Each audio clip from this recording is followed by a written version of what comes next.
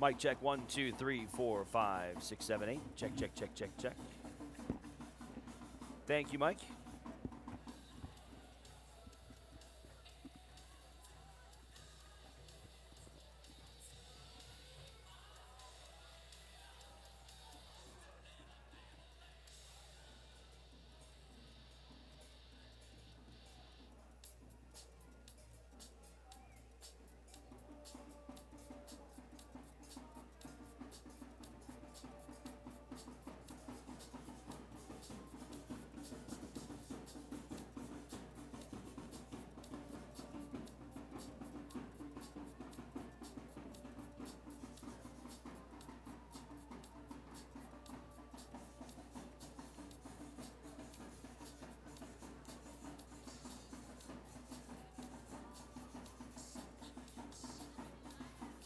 Just FYI, I'm hearing some kind of like music in my right ear, like a.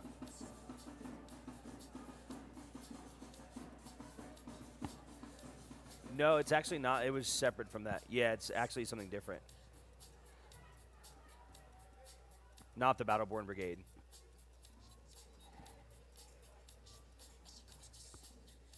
Okay. Can you hear me, Rez?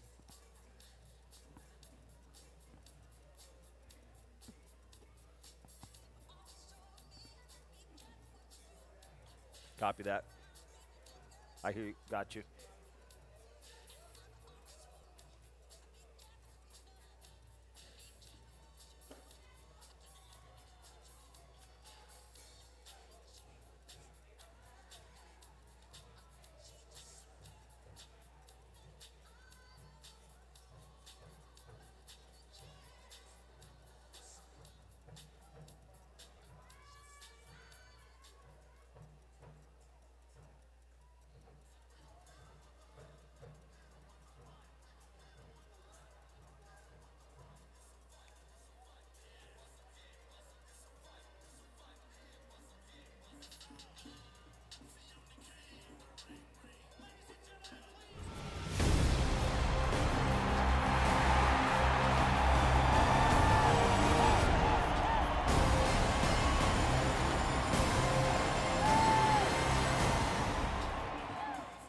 After a long off-season of waiting, soccer returns to downtown Reno from Greater Nevada Field for the start of the third season of United Soccer League action as Reno 1868 plays host to Orange County. And hi, everybody. Welcome inside the broadcast booth alongside Sean Steimel, who fills in for Colin Tabor. I'm Alex Margulies. Reno 1868 coming in here in their third season under head coach Ian Russell, and certainly a juicy matchup here to begin the year, taking on a team that knocked them out of the postseason last year. Yeah, a lot of that core group coming back from last year's squad. Not too long ago they played each other. Revenge will be on their minds today. All right, Sean, let's dive into the key players of the match. Let's look at Orange County, and it's Aidan Quinn in the midfield returning after a 12-goal season last year. Yeah, former USL Cup champ. Has been really far in Lamar Hunt US Open Cup. A solid presence for this OC squad. Going to be a tough matchup for Reno to stay in front of them. On the other side of the pitch, mentioned year 3 for Ian Russell, and he has had a nice core of players joining him on this team, and at the front of that is forward Brian Brown. Now, all-time leading scorer in Reno 1868 FC history, 17 goals last year, coming back, like looking for help from his forward squad. He's going to be a force to be reckoned with this year. All right, we'll give you the entire starting lineup when we come back. Then it's kickoff here from Greater Nevada Field in the USL Championship opener. It's Reno 1868 in Orange County coming up next.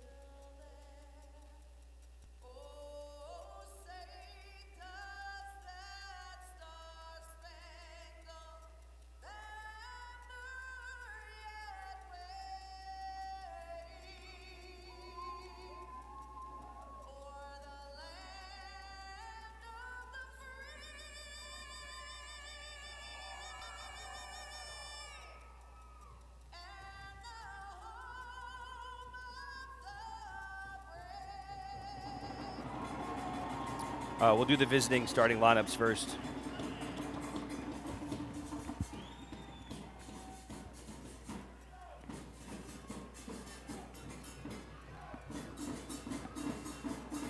Depends what fine's going to be worse from the USL, not having either or only having one.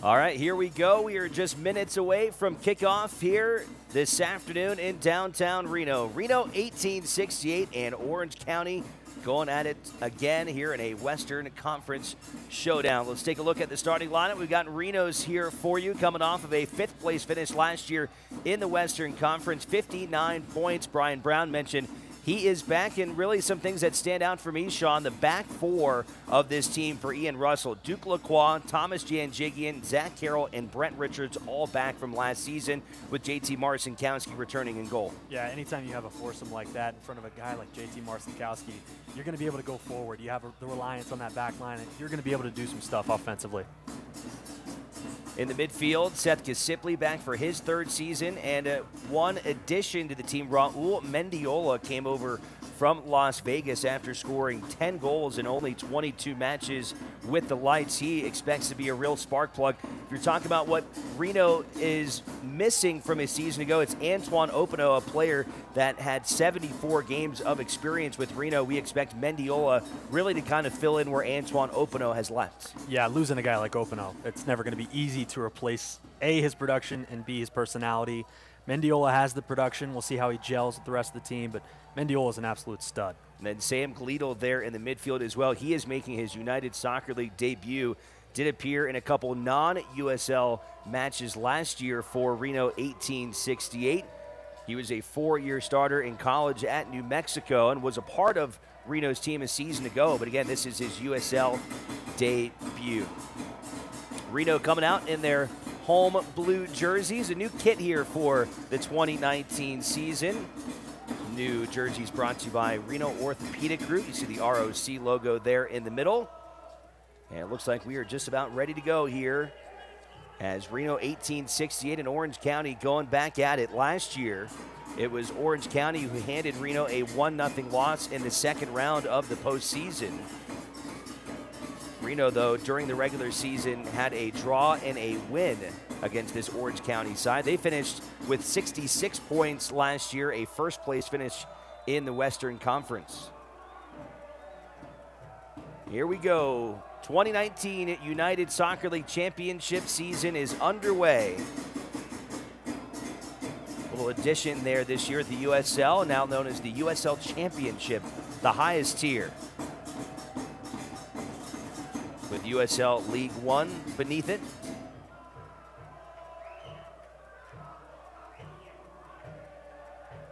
Sean, I'm sure a lot of jitters here in the opening minutes. Both of these sides have had a lot of time at the exhibition, but it's a different animal when you get out here now. This is what you play for. You can be the most experienced player, you can be a rookie, and opening day you're still going to have jitters. Doesn't matter how long you've been playing, that first bit of action you see, that first 5 minutes, that first quick run you have to make, there's going to be a little jitters. Now granted, they go away quicker for others and they stay a little bit longer for others, but there's definitely opening day jitters. Here comes a run from Sam Gleedle of Reno 1868. Gets it forward to Brian Brown, the Jamaican striker. Has it stripped away from him by Joe Amico. Here's Seth Gasippli on the ball for Reno.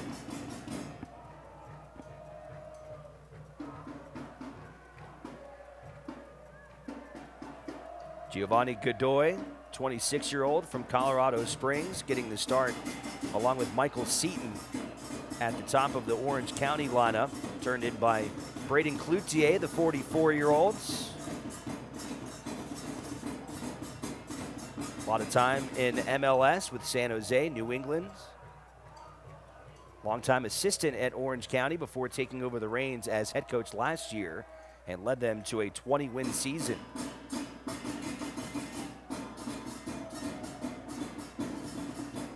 There's JT Morrison Cousy going to pick up the ball.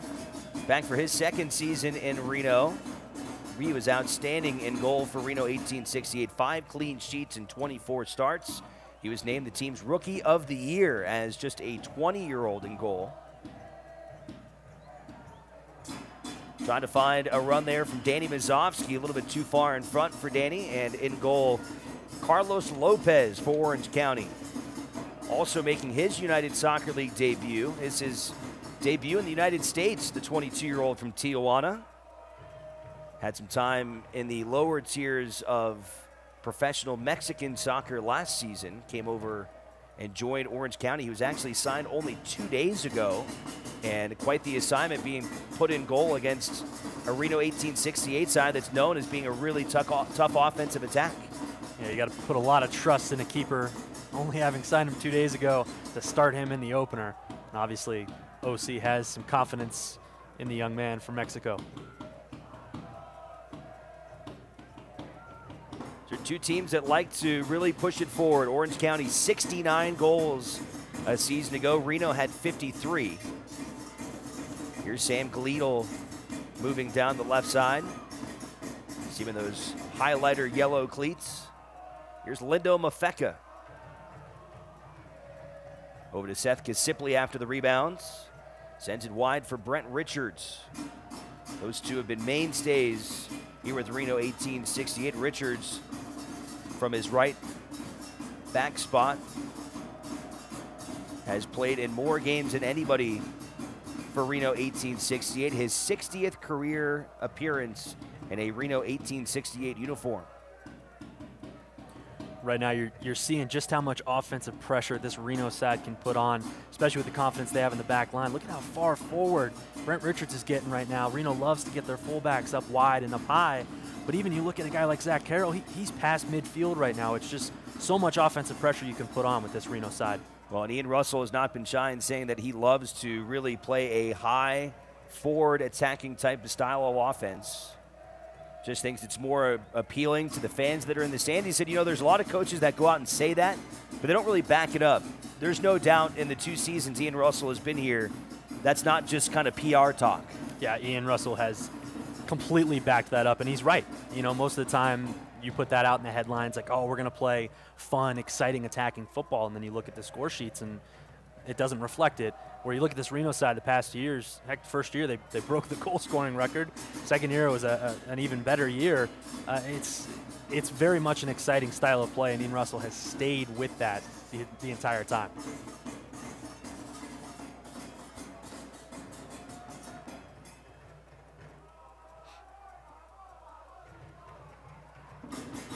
Five minutes gone here this afternoon at Greater Nevada Fields.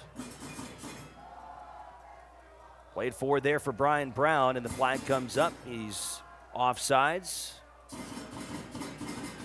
I was really excited to see Brian Brown come back to Reno for a 3rd season. Last year was such a breakout campaign for the Jamaican. Talking about 17 goals and 4 assists, and that was just such a pleasant thing to see after a 2017 season where really he had to fight for playing time. He was more of a guy that would come off the bench and give Dane Kelly, his countrymate from Jamaica, a spell in the second half. But Brian Brown really turned into the focal point of Reno's offense last year. And here he is with a chance and could not quite keep it in front of him.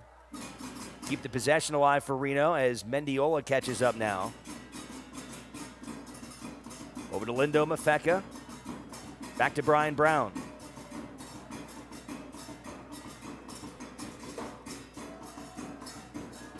Richards will swing it around to the other side. Talking about Carroll playing forward. There's Janjigian, another center back playing up high up the field for Ian Russell right now.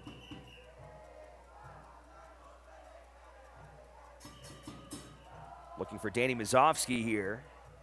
Can't quite get to it, and it'll go to the goalie, Carlos Lopez.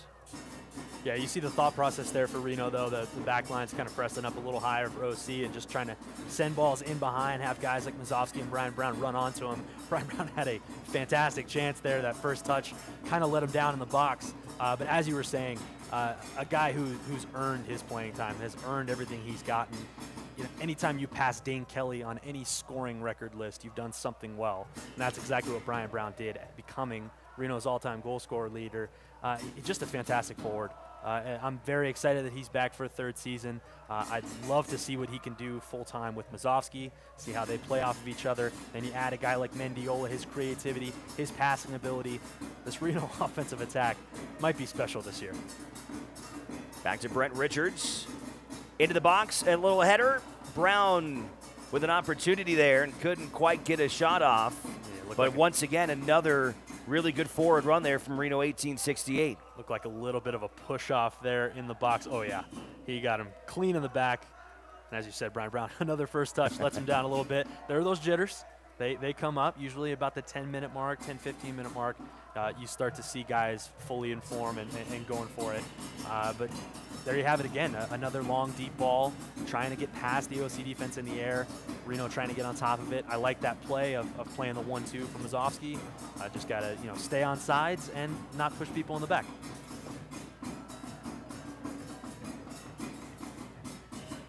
Walker Hume will send it back to goal, this time for Orange County.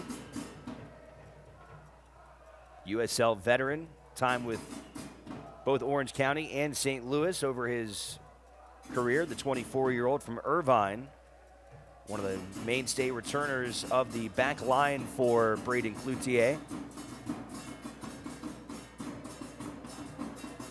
Yeah, this OC side is very strong. Of course, top seed in the West last year, made a couple key additions. I think we'll see Michael Seaton have a day here today. I think he's going to be a fantastic player for them.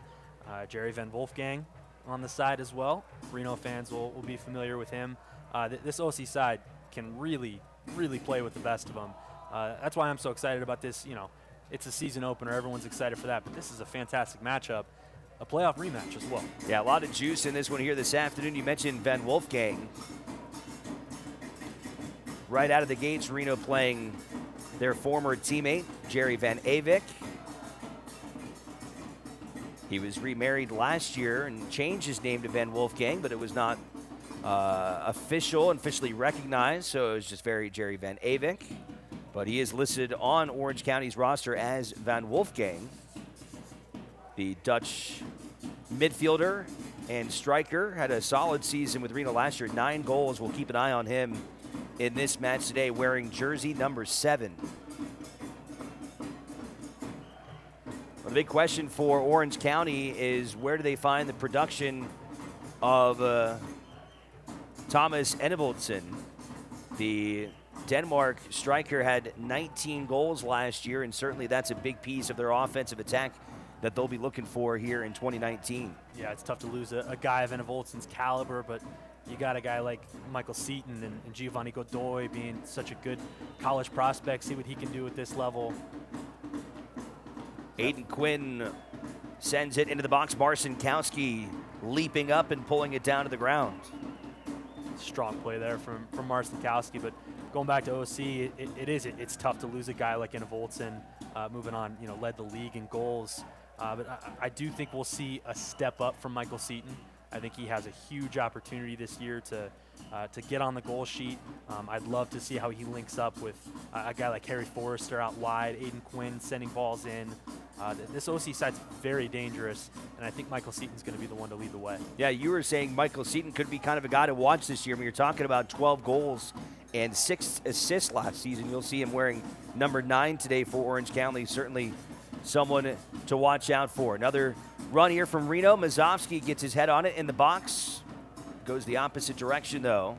Here's Richards to steal it in the midfield. And Carroll will send it all the way back to goal.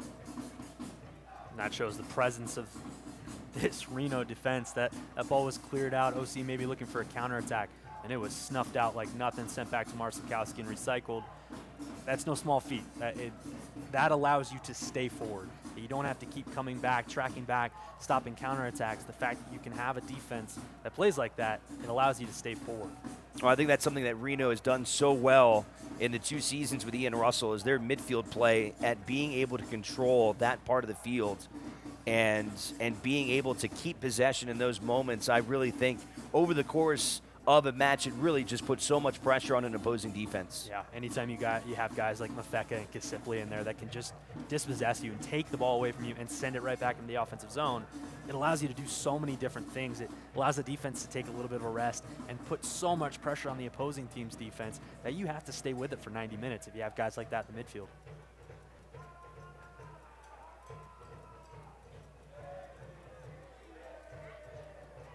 Here's Kevin Alston, the captain for Orange County, getting into the mix as they'll swing it down to the opposite side of the field.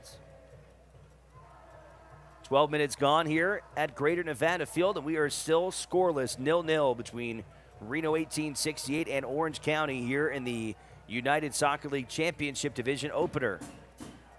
Alongside Sean Steimel, I'm Alex Margulies. We will once again have every single Reno 1868 home game for you right here on Nevada Sports Net. Excited to be back here for another season of Reno 1868 soccer. A team that has made the postseason in each of their first 2 seasons. A 3rd place finish in the inaugural year back in 2017, a year in which they set a USL record with 75 goals. And then last year, same amount of points, 59, but a 5th place finish in a very competitive Western Conference.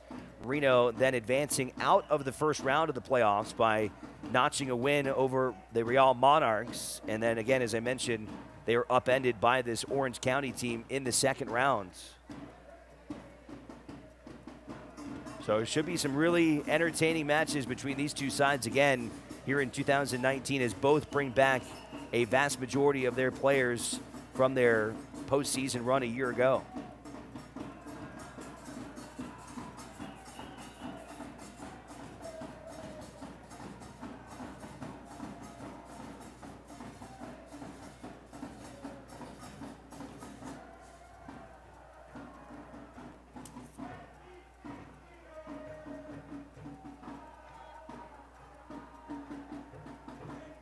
Overall, 14 minutes here, Sean. Where do you feel like the pace has kind of begun here to start this match? I think it's right where Reno wants it.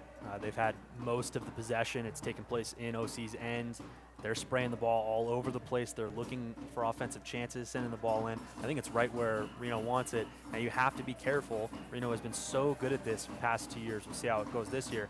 But that counterattack, when you have guys as talented as OC does, you have to be wary of staying too far forward and getting beat quickly on a counterattack. But as of right now, through 14.5 minutes, this is exactly where Reno wants it. Brent Richards looking to find Lindo Mafeka, and it's cleared out of the box by Walker Hume.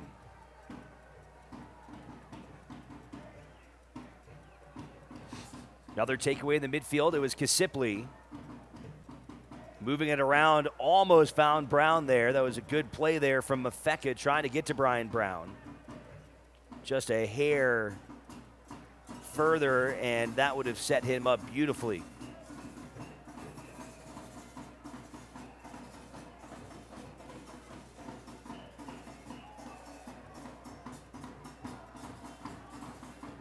Orange County trying to line something up. Here's Van Wolfgang. Goes off of Richards and into the stands. These are the Battle-Born Brigade. They're fired up here for this opener. We've got 2 supporter sections now here in the biggest little city. Behind the goal, Battle-Born Brigade, and then over along the, over behind where home plate is here in this dual facility, it's Los Unicos, who have joined the fray here in this 2019 season. Not a good clearance there from Jan Jiggy, and a shot here for Orange County. Seaton is bowled over, and no whistle will come after some hard contact there from Carroll. Reno trying to put together a quick counterattack. Here's Brian Brown. Such a strong physical player. Brown keeping possession there as he finds Sam Gleadle. Now it's Duke Lacroix coming up from his left back spot.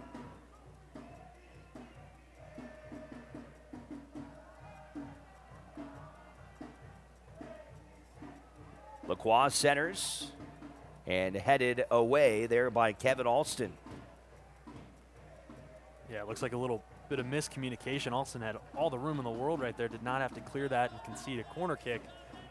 Maybe that goes to playing a new keeper, not a lot of communication practice with his back line there. Nonetheless, Reno with a corner kick. It'll be Lindo Mafeka taking the corner here into the 18th minute.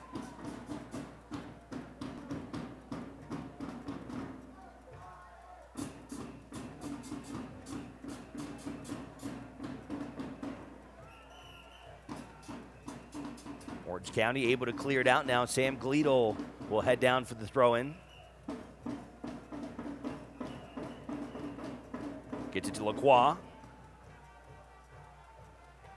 Alston there with the head to get it out of the box.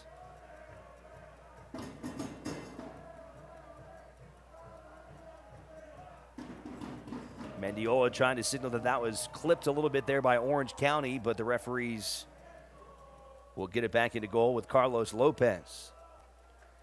Select is the official ball supplier of the USL Championship in many of the finest leagues in the world. Since 1947, Select has been the leader in soccer ball quality and innovation. For the latest Select products and special offers, please visit selectsportamerica.com.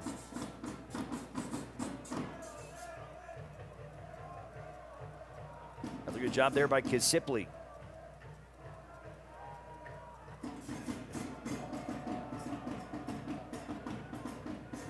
Typically, we've seen Kisipli over the last couple of years as an outside midfielder for Ian Russell, but with his diamond formation, he has inserted him as his defensive holding midfielder, and he has had a really nice game so far in that spot.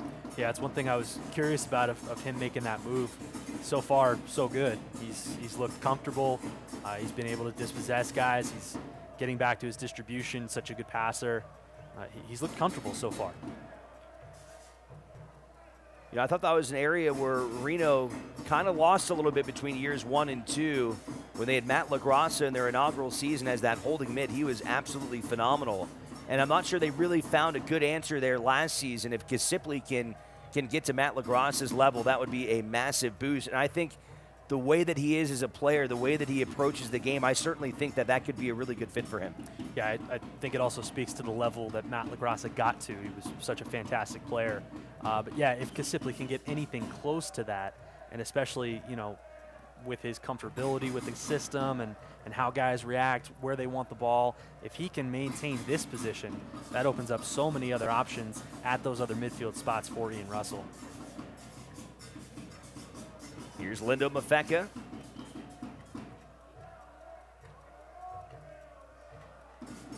Brian Brown keeping possession. Reno will swing it back the opposite side, and here's Janjigian. Everybody playing forward now for Reno 1868. Carroll. Richards trying to find a seam here. Mazovsky, and cleared out of harm's way by Giovanni Godoy. Orange County doing a really good job of maintaining their shape and positional integrity. Everyone knows their spot and they're sticking to it. Reno, obviously, you see the game plan is to send in long balls, try and get a 1-2 off of that, maybe a quick header. Not successful so far, but good to see them trying those balls, keeping the pressure on the OC defense to maintain their spots. Kisipli. Orange County gets the clear. Gleadle! Oh, what a screamer from Sam Gleadle, and he almost buried it into the upper corner. A heck of a blast there from his midfield spot. Yeah, lined it up pretty well, timed it pretty well, just pushed it right. That's a tough ball to hit correctly with the spin coming off, tough bounce. You did about as well as you can right there. Tough shot, but I like the aggressiveness and the confidence level for a guy who's really making his debut tonight. Not too shabby. Well, it's interesting, the parallels with Sam Gleadle and Chris Wehan, who played here with Reno in the inaugural season. Like Gleadle, was a 4-year starter at New Mexico, had a great college career, and like Chris Wehan, went undrafted. Wehan turned into the USL Rookie of the Year, and he's playing in that same very spot that Chris Wehan did, that left midfield now for Reno. And Gleadle, after spending a year really learning in the system, a chance now to show his worth in his first starting appearance with the club.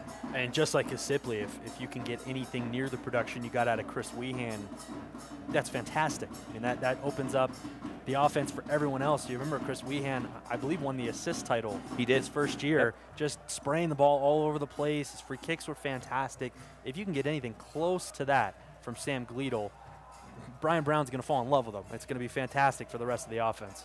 Well, it's going to be interesting seeing Chris Wehan in another uniform, has being signed by New Mexico, the new club coming out of Albuquerque, joining the fray here in the 2019 season. Also, although Reno won't play them, but Dane Kelly also back in the USL Championship, playing for the Indy 11. Thomas Enevoldsen, formerly of Orange County, joining him there, which that's a terrifying offensive attack if I've ever seen one. Good luck. Yeah, did not want to game plan against those two guys. But yeah, it's good to see a lot of new faces going to new places. Seth Kisipli trying to put one on there, couldn't quite square it up as Lopez goes into a dive, the 22-year-old from Mexico. Once again making his USL debut here this afternoon. Yeah, a bit ambitious there from Kisipli. Another tough hop. I'd like to see him take that down, maybe set the ball up a little bit better. So we got another long ball coming in. Kisipli trying to knife one in there for Danny Mazovsky.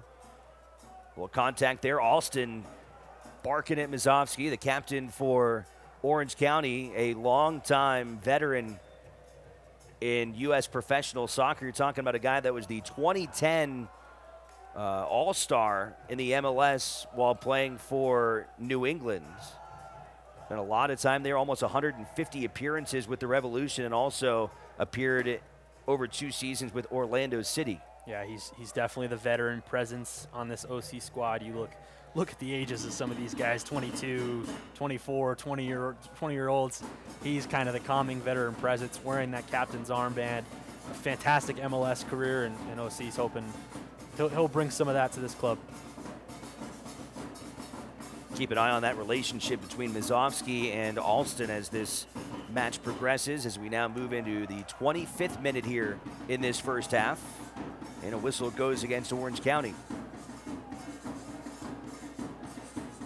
Kisipli to put it in play, finds Lindo. Lindo Mafeka, the 24-year-old from South Africa. His 3rd season in a Reno uniform, having played 46 games for Ian Russell. 10 goals in his career, 6 in the inaugural season, then 4 last year. Over to Richards. What combination there with Mendiola. Brown gets upended from behind.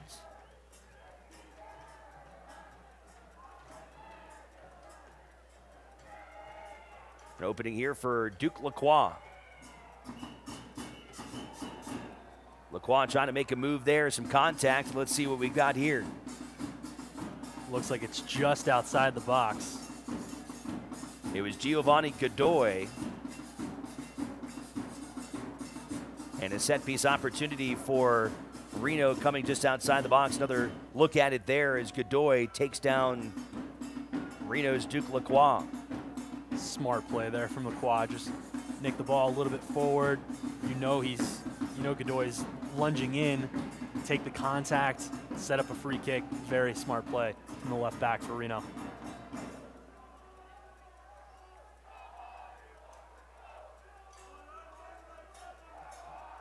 Got all the big bodies for 1868 in there. Mendiola right on the edge, unmarked right now. Seth Kisipli. Mazovsky came screaming in there, but it was punched out by Lopez. Over to Sam Gleadle. Trying to pop one in there. Richards backpedaling, hoping to get his head on it, and it was just out of his reach. Once again, Reno really for this entire half, they have put a lot of pressure on this Orange County defense. Only really seen Orange County even really threaten towards Reno maybe once in this half. I mean, it's been at least a half a dozen times now where they have made Carlos Lopez work, and for Ian Russell, he hopes that will eventually pay dividends. Yeah, Orange County's been living in their own end in this half, if not for, I think, 2 minor chances. They had a free kick earlier on. 66% of the possession with Reno, 158 to 84 on passes. So clearly Reno enjoying the bulk of the possession in this game. Now they need to find something to show for it. You're talking about Reno having 66% to this point. Richards trying to link up there with Brian Brown. Good job there in the box by the Orange County back line. And a quick throw in coming from Kisipli.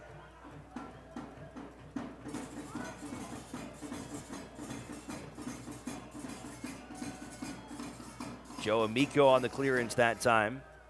Back for his second season with Orange County. Amico also time with Swope Park in the USL.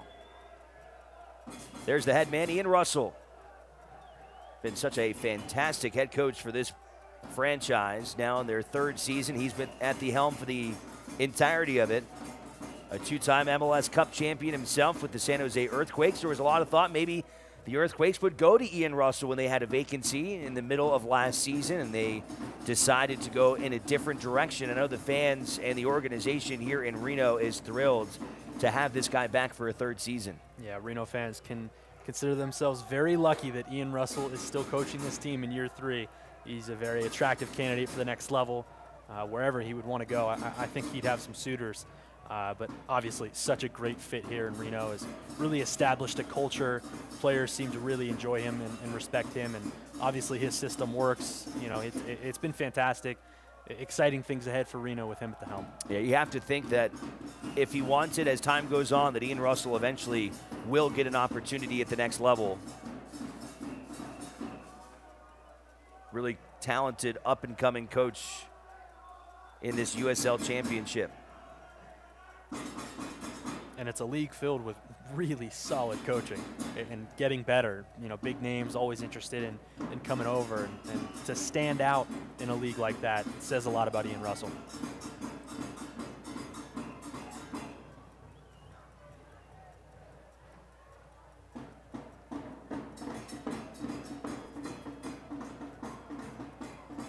Another one of these long lofted balls in, trying to find Brian Brown. He actually did really well to bring that down.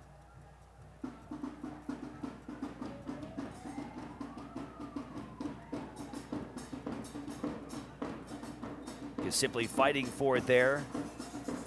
Try to pull it away from Seaton, and whistle will go against Reno that time. Aidan Quinn, mentioned him in the open. He stands over the ball. It was Aidan Quinn's goal in the first half of their match in the postseason that would stand up as Orange County would go on to beat Reno 1868 1-0 in that second round Western Conference tilt.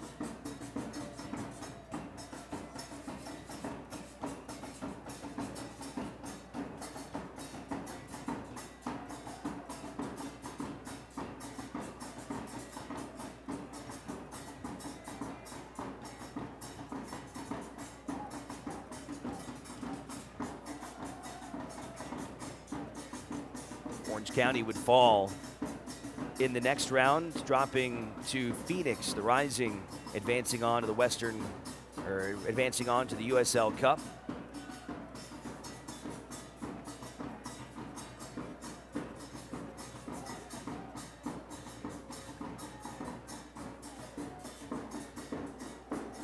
Louisville City coming into this 2019 season, the reigning champions in the now newly rebranded USL Championship.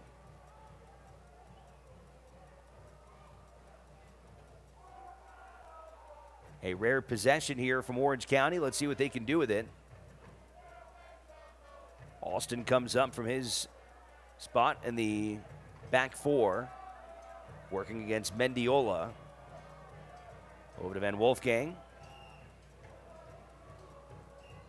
looking to go into the box and turned away by Lacroix. It'll be a quick throw in now for Harry Forrester. JT Morrison Cousy getting his defense set up.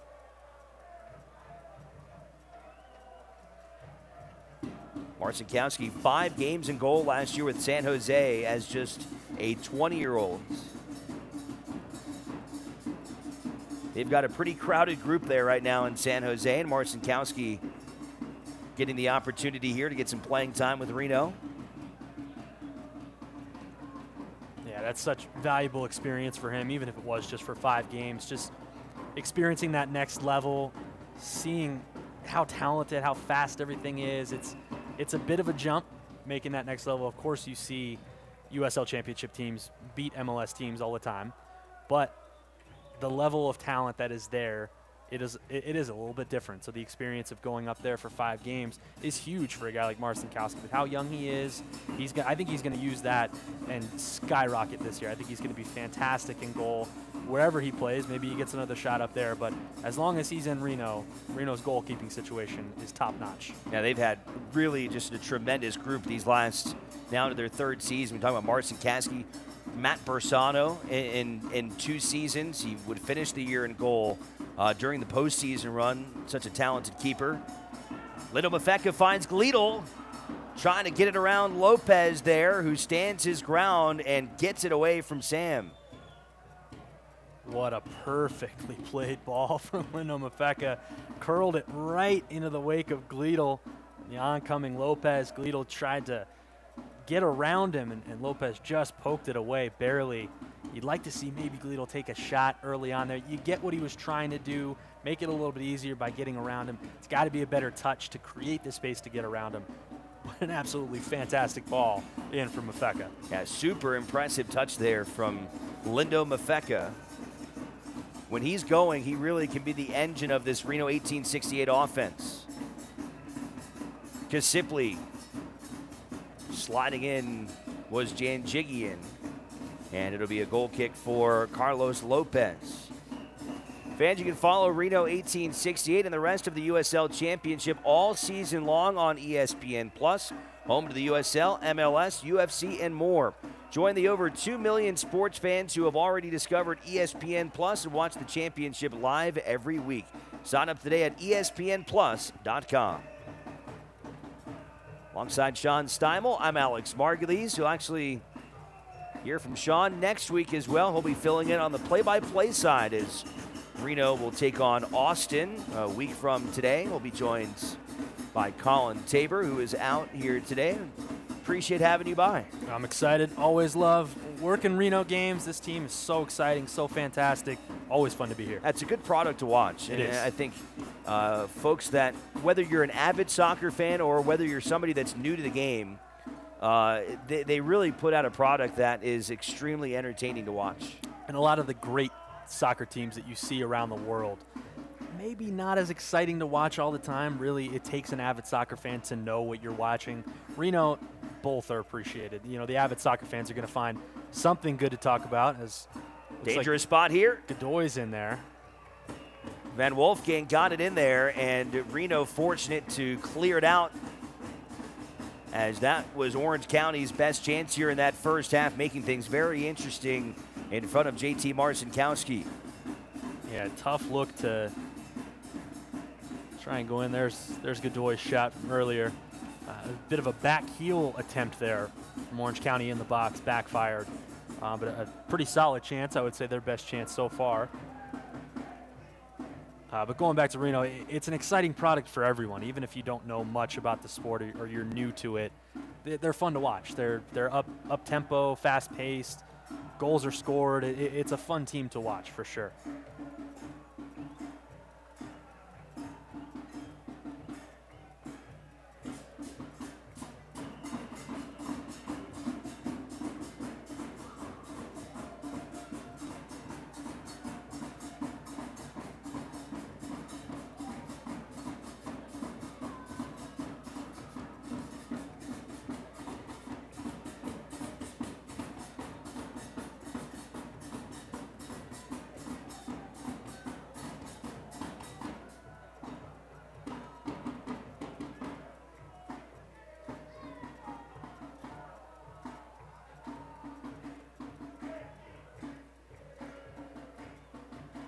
Now you see it's Reno's turn to have some positional integrity.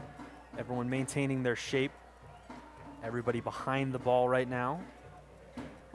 A lot of communication going on, led by Zach Carroll in the back. Kevin Alston furious. He thought he had an opening there behind Mendiola. He did have an opening. Orange County couldn't find him. Now they'll reset here. Danny Crisostomo. Aidan Quinn sends it wide. Forrester. And a good clearance there by Carroll. Gets his foot in front of Jerry Van Wolfgang. Yeah, dangerous curling ball there from the touchline. Carroll does well. Get a foot right in front of Orange County. Sends it out of play. That's just Carroll being the mainstay of the back line. Cool, calm, collected. Just knows where to put his foot. Sends it away. Aidan Quinn goes to the corner. USL veteran. Drives in with his left foot. Headed out by Reno. Here's Quinn again. Gets around Mendiola. Little contact there. No whistle as Walker Hume is knocked down by Brian Brown, who holds on to possession here for Reno. Reno has numbers forward if they can look for one of those long balls they've been attempting most of the game. Walker Hume going down in the box. He's made his way back. But those are the types of opportunities you like to look for with these Reno fullbacks. Whenever they get the ball out wide, they're looking to get forward and look to send balls deep. Those are one of the opportunities that you have to look for. Nice ball there from Kisipli and a quick shot there from Richards. I don't think Lopez was expecting that. Not a bad try there. A little too straight at him, though, as Lopez able to reject it. Yeah, interesting decision there from Richards. A little bit of a left-footed flicked shot at him. Not sure Lopez was totally prepared for it, but it was right at him. But an interesting decision because he had Mafeka and Brian Brown running with him, maybe take another touch, send a cross in, but I'm okay with testing an unproven keeper there. We kind of catch him snoozing a little bit. Here's Michael Seaton. Seaton trying to get around Richards here. Good clearance there from Gleedle. See if Reno can spring a counterattack. Here comes Gleedle streaking across the field. Now Mendiola. Nice idea there. He was trying to leave it behind for Lindo Mafeka. And it looks like our first card's coming out as Jerry Van Wolfgang was taken down by Seth Kisipli. Yeah, Kisipli gets off his feet. Clips the ankle of Van Wolfgang. Pretty easy yellow card there. That's a tough foul to take this early on. But a great counterattack there from Reno. A great square ball from Brian Brown to start that off. And Mendiola just losing his footing a little bit there. Tough foul for Kisipli to take there. That's a tough one. Get updates and alerts all year long by following your club on ESPN.com. Search for Reno 1868 and click the follow button to keep up with the latest news and scores. Plus, get reminders on Reno 1868's next match. Go to ESPN.com now and click follow for your club.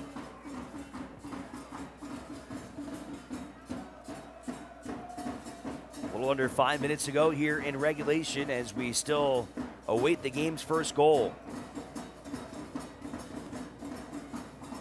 Here's Godoy with it for Orange County.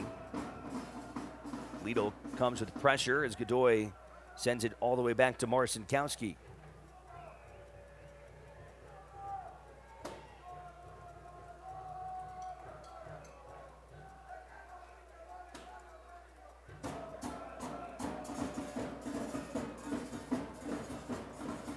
Mazovsky trying to set things up for Brown that time.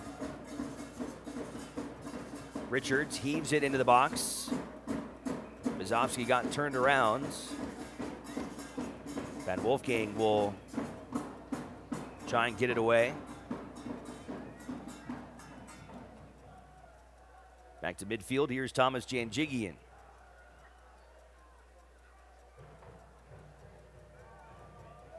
Mafeka trying to find Kasipli there in the right corner and goes too strong.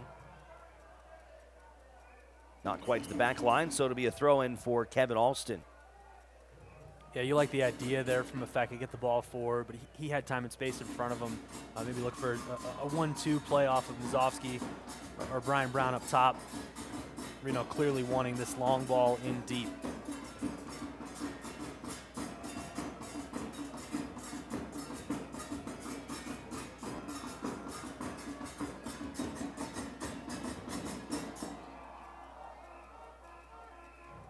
Orange County sending in a wave forward here in the 43rd minute.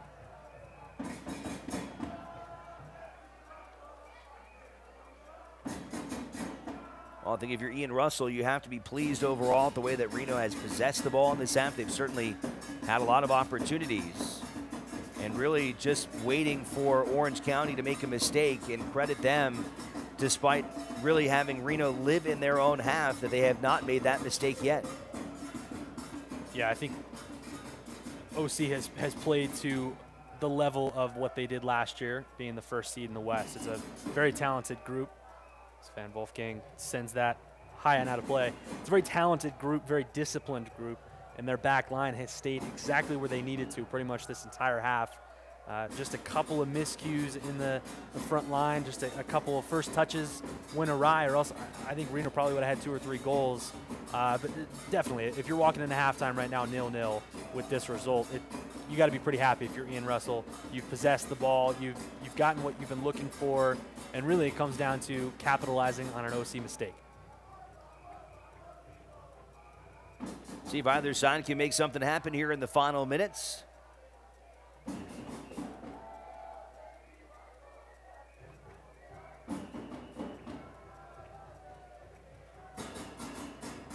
Reno patiently evaluating the Orange County defense.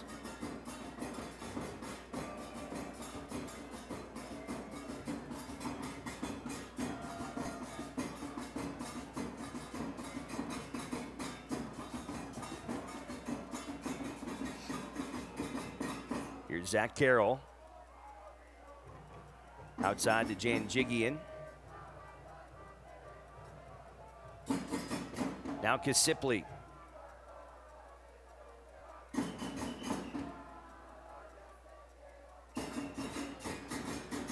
Contact there, no whistle from either side. Mafeka trying to get that one away from Alston. Nice job there, splits the Reno defense.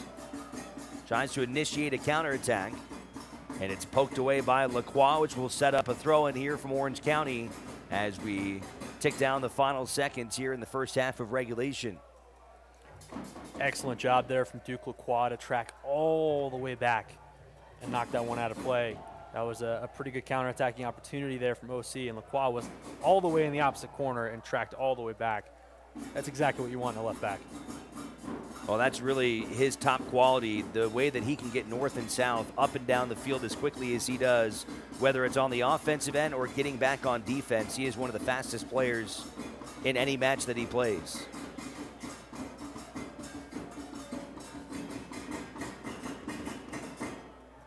See what kind of stoppage time gets added here as Morrison Cousy is able to take that one away. It looks like just 1 minute added here in this first half.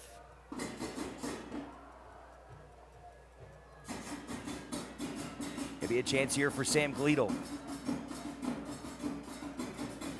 Finds Lindo Mafeka.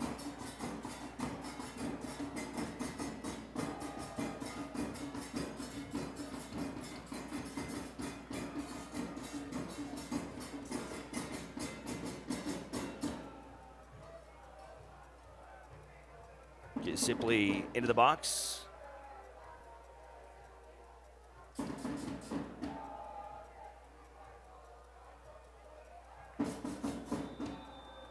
And Reno content to let the final seconds tick down, and there's the whistle for the end of the first half. So Reno 1868 and Orange County will play to a first half draw in a rematch of last year's second round in the Western Conference playoffs. We'll send it down to the field here in a moment to Julian Delgadio, who will try and track down Ian Russell and get his thoughts here on this first half. Reno, a lot of chances before halftime, and again, credit to Orange County's back line to doing what they do, but Reno's still owning the possession right now, about 59% here in this first half. All right, let's send it down to Julian Delgadio. He's with Reno 1868 head coach Ian Russell. Coach, welcome back. Exciting first half. What did you learn from your team? I thought we had a first half, unlucky not to get a couple goals. We've had all the possession. They've come here Orange County's come here to sit back. So it's just a matter of breaking them down, and I think we'll get something in the second half. Yeah, you guys have had more than 60% of the possession in this one. What's your message to the team, and how do you break through in the second half? Just keep going. We got to get around them on the outsides, which we have been. Good service, attack the box with at least 3 guys in the box, and try to get a goal. Best of luck. All right. Thanks. Back to you guys. All right, thank you very much, Julian. And, I think there's really no secret. Orange County, they've come here to sit back, and that's exactly what we saw in the first half. Yeah, clear and concise for me and Russell. It's been clear of what OC came here to do. Get 11 guys behind the ball, stay intact, maybe look for a counterattacking opportunity, get a couple shots on goal, but I think they'd be fine with a 0-0 result. And as you mentioned before, Ian reiterated, I think he feels like, hey, we probably could have come away with 2 or 3 goals in that first half. At least 2, probably 3, just a couple of first touches going a little bit differently, maybe a couple headers a little bit closer to guys. This could easily be 3-0 Reno. All right, we'll see if this thing opens up in the second half of play. For now, 0-0 as we send it into halftime here in downtown Reno.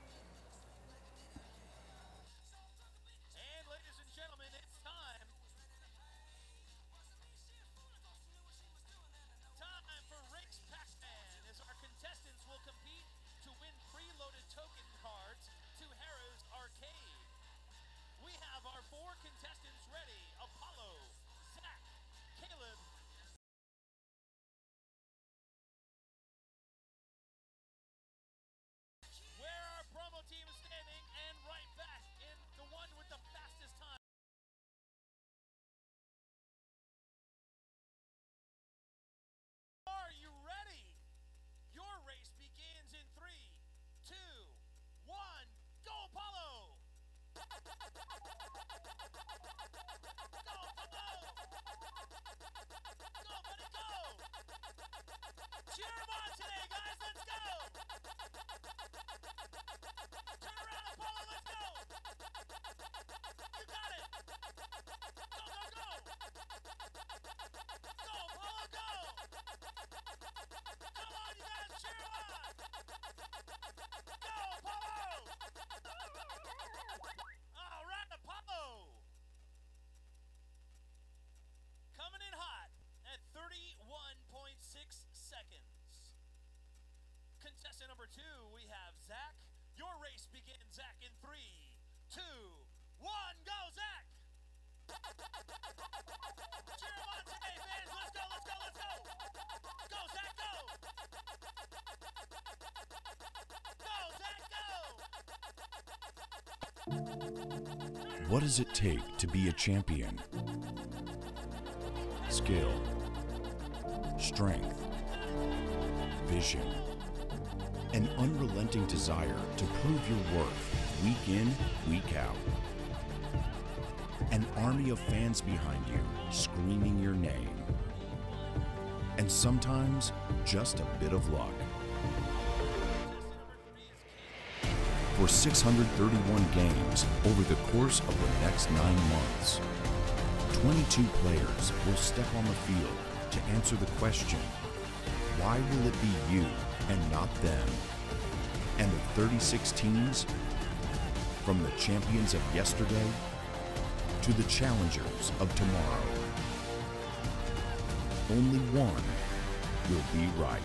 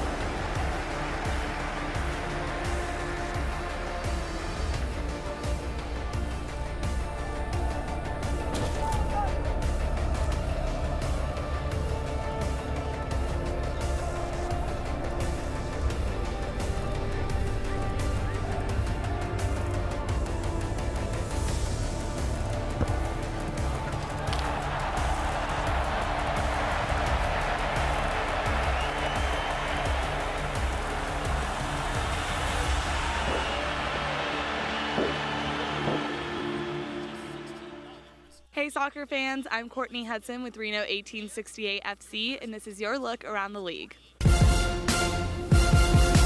As we kick off week 1 of the regular season, here's a look at some of the teams in the Western Conference. Leading the conference is Tacoma Defiance, winning their first game of conference play. With the first game to kick off the 2019 season, Tacoma Defiance defeated Rio Grande Valley FC 1-0 in their home opener. We're going to take a look at some of the top storylines of this week. With the arrival of the USL Championship League, the league is expecting sellout crowds in a number of new markets on opening weekend. Opening weekend of the 2019 regular season will feature 17 matches in total with tons of action across the league. Defending back-to-back USL Cup championships, Louisville City will face off against North Carolina FC and San Antonio FC taking on Phoenix Rising in the Western Conference. Reno 1868 FC has over 10 players returning from the historical 2018 season, and just this week signed 5 additional players. Reno 1868 FC hopes to have another standout season and make a run for the playoffs for the 3rd consecutive year.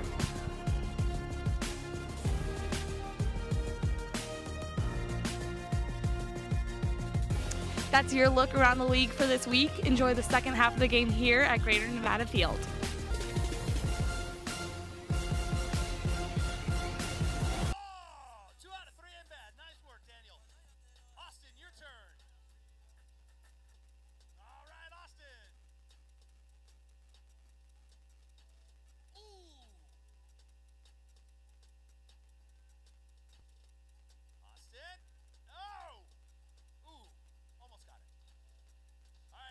This one count.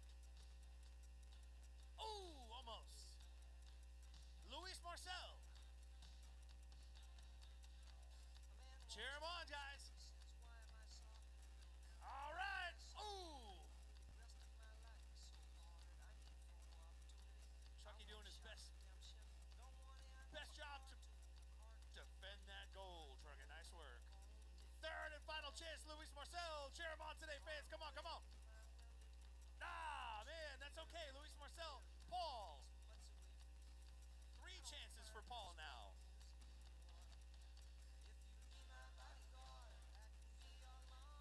Ooh, just over it, Paul. Aha! If you get one more, Paul, we have a shootout. Ooh! Okay. One shot determines. Will it be Daniel or will it be Paul? Daniel, you get one shot. Crossbar. Crossbar. Oh, crossbar! Okay, Paul.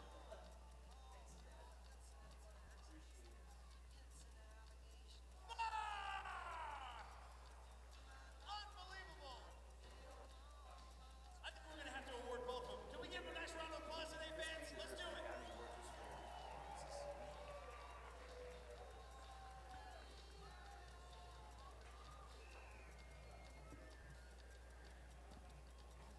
Fans follow Reno 1868 and the rest of the USL Championship all season long on ESPN Plus, home to the USL, MLS, UFC, and more. Join the over 2 million sports fans who have already discovered ESPN Plus and watch the championship live every week. Sign up today at espnplus.com. Alongside Sean Steimel, who fills in for Colin Tabor, I'm Alex Margulies here in this 2019 USL Championship opener. We are seeing 2 of the top teams from the Western Conference a season ago going at it here in this one, Sean. And no score at halftime. And let's dive into the highlights. And not a whole lot of them with no scores coming across, but certainly both sides did have some opportunities. And Orange County early on had this one from Aidan Quinn. Yeah, solid left-footed free kick in there from Quinn. Reno showing their defensive prowess, and then Morrison Cousy making the calm, cool, collected diving save. Strong defense there from Reno. On the other side of the pitch, Reno 1868. Again, they possessed the ball about 60% of the time, and this may have been the best chance here. Sam Galito, what a shot from outside the box as he tried to connect in the air on his right foot and sent a screamer just past the net. That would have been a phenomenal goal in his USL debut. And then towards the end of halftime, A yellow card coming for Seth Kasipley as he takes out former teammate Jerry Von Wolfgang. So, again, we'll see how it goes here in the second half. Talking to Ian Russell, Julian Delgadio had that conversation at halftime. And I think the message really from Coach Russell is, look, you guys did a great job. Stay the course, and eventually something has got to give. A ball has got to find the back of the net eventually. Yep, I would say the same thing. Keep doing what you're doing. Clearly they had their chances. You just need a couple of balls to fall your way. You're up 2-3-0. Keep doing what you're doing. Ian said it in halftime. Obviously, Orange County came to play some defense. They set a lot of guys back, so you're going to have to try and find ways to break them down. They kept trying that long, deep ball in the air, trying to bring that one down. They've had success pressing forward, getting wide. Now it's about getting the finishing touch in the box. But if I'm Ian Russell, I'm preaching. Stay the course. Keep doing what you're doing. Things will go your way. Here comes Orange County out of the locker room, and for Braden Cloutier, again, it was no secret they decided to sit back and play for this kind of result in the first half. Do you anticipate maybe a change in style here in the second 45 minutes now that they're in a position right now where if they can secure a goal, maybe they steal 3 points and they're not just okay with the one, or do you expect them to really follow the same game plan from the first half? I think the first 5 or 10 minutes will tell us a lot. I would assume they're going to stay the course as well, try and stay back, still look for counterattacking opportunities. But if I'm Cloutier, I've got a lot of really good offensive players. I wouldn't mind trying to get forward a little bit more, maybe getting out wide. Van Wolfgang had a couple of opportunities here on the left wing. Aidan Quinn sending balls in. And you have a guy like Michael Seaton, you want to try and get him the ball as much as possible. So, yes, I do think they'll stay the course and try and keep 10 or 11 guys behind the ball.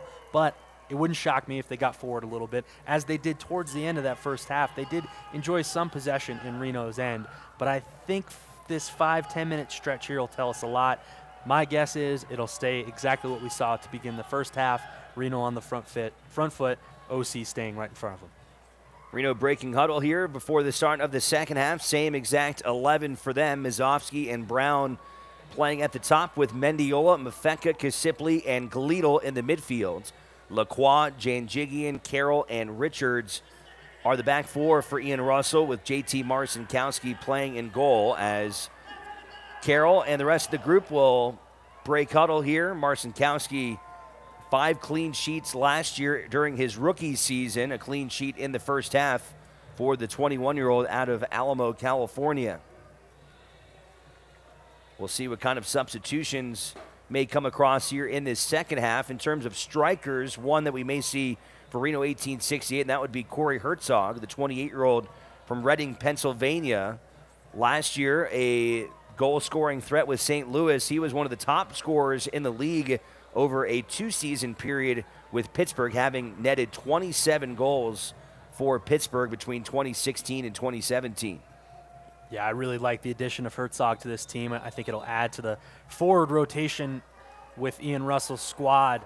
And a guy I'd really like to see do something here early in this second half is Raul Mendiola, the other signing that I really loved for this Reno side. He was a bit quiet in that first half, had a couple of chances, got a little chippy. I'd love to see him on the ball and see his creativity go along with a Brian Brown or a Danny Mazovsky. I think he brings a lot to the table, and I'm very curious to see how he comes out in the second half and really implements himself into this game. Orange County aggressive out of the gates here, get themselves down into the right corner, and now it'll be Aidan Quinn with an early corner kick.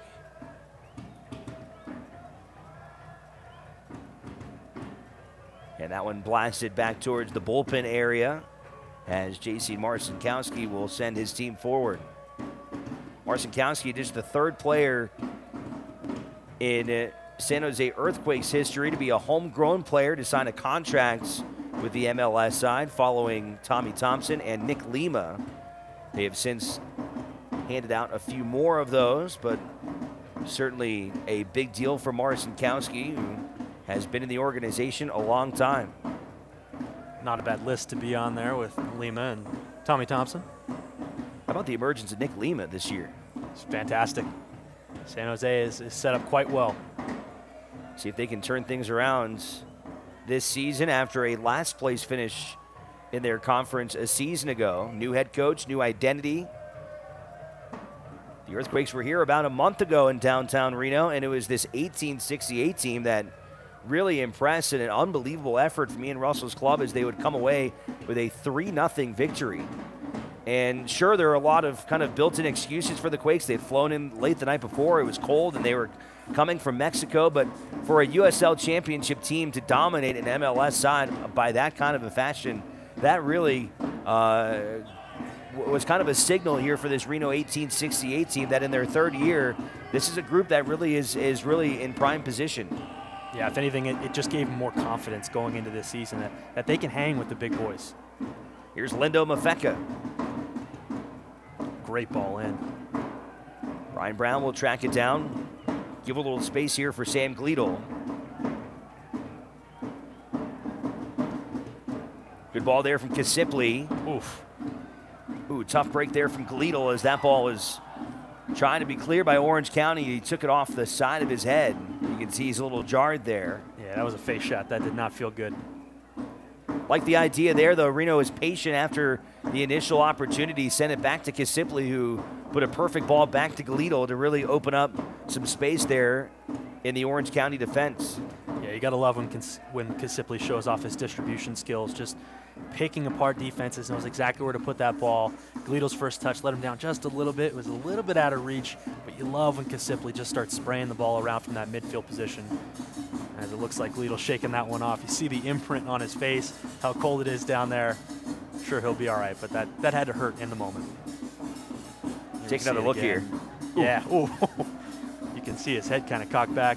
Brian Brown took a shot off that too. That probably didn't feel too good either. If anything, a wake-up call for those two guys. Maybe coming out of halftime a little cold. Get right back into it. Reno trainer Steve Patera coming over and making sure that Gleadle is all right.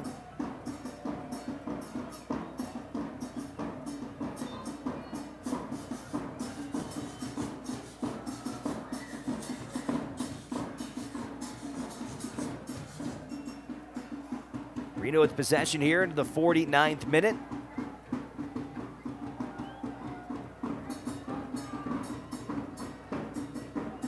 USL Championship season got underway yesterday as the Tacoma newly branded team taking on Rio Grande Valley. The Defiance. The Tacoma Defiance would defy Rio Grande Valley with a 1-0 results. Alec Diaz had the game winner for the Defiance, replacing what was the Sounders 2 up in the state of Washington. And another big match that already took place, the defending champs, Louisville City, going down 4-1 in North Carolina. Interesting result there.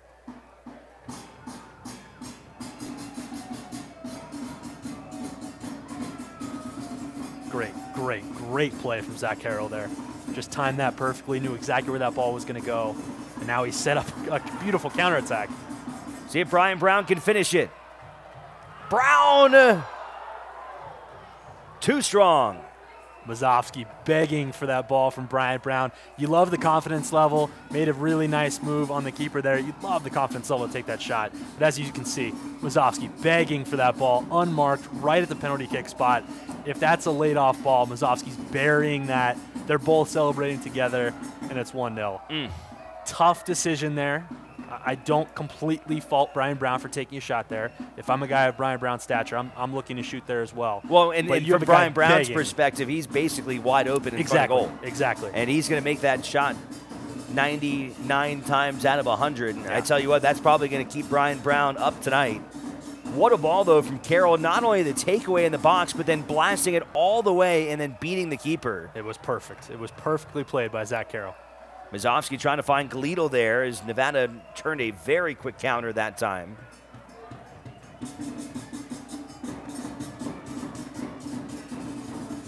And that's one of those things I was talking about in the opening. When you have this back line of Reno with JT Marcinkowski that you can rely on, that is able just to snuff the ball out and send it right back into the offensive zone, it opens up so many more opportunities for guys like Brian Brown, Danny Mazovsky, Lindo Mafeka to get forward, get offensive chances, get shots on goal. When you have a defense that strong that gets the ball back into your possession, it's fantastic for your offense. Yeah, I mean, it's a unit that really gelled towards the middle of the season and became a mainstay for this club. And to bring back all 4 of them, not a lot of teams can say that. To It's bring huge. back all 4 of your back line. It's huge.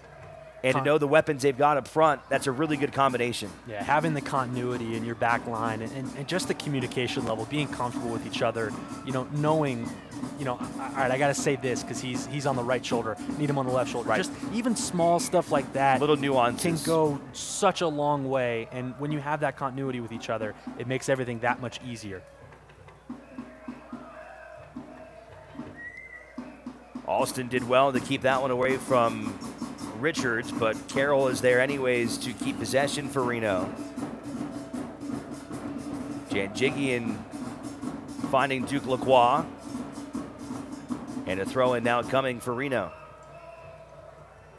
Good ball there from Janjigian. Lacroix does well to bring it down. Gleedle trying to advance it into the box, and it's poked away from behind by Godoy. Yeah, and you see just how many white jerseys there are in the box, outside the box. Gleedle trying to dribble move through 3 different guys and then 2 more in the box waiting for him. It's tough for Reno to break this OC side down right now. Whistle there as Janjigian and Seaton collide.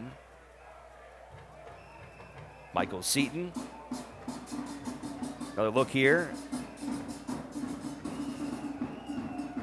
Ref favoring in with Reno on that one. Reno's got something going here on the offensive end. Over to Gleedle. Lopez able to slide and beat him to the ball. Took the contact and then popped up and grabbed it. Carlos Lopez is looking pretty sturdy here in his first USL championship experience. Again, he was just signed 2 days ago, although he had been in camp and had been practicing with Orange County, so it's not as if he was just plucked off the street, but still a lot of confidence in this young man from Tijuana.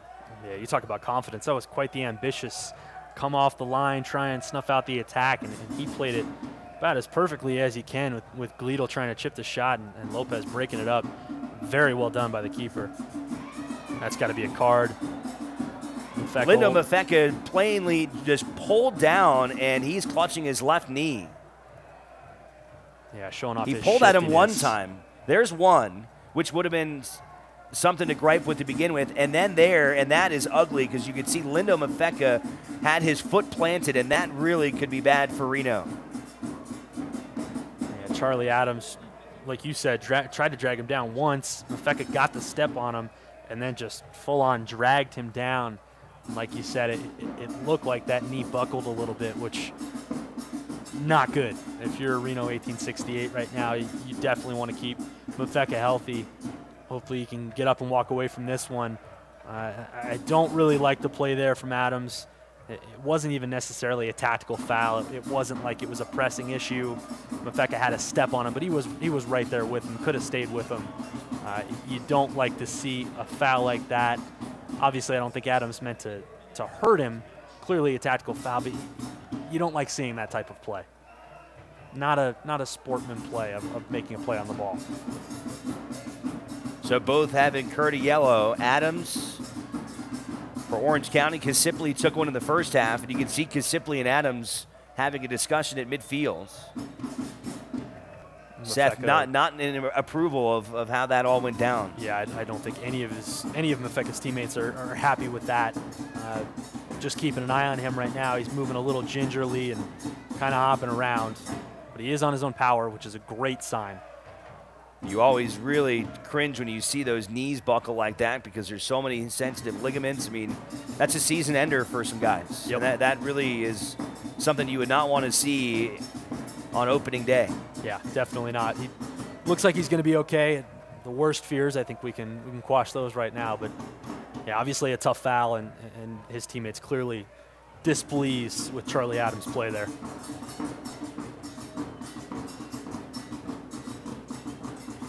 Little pull from behind there on Richards. That came from Forrester that time.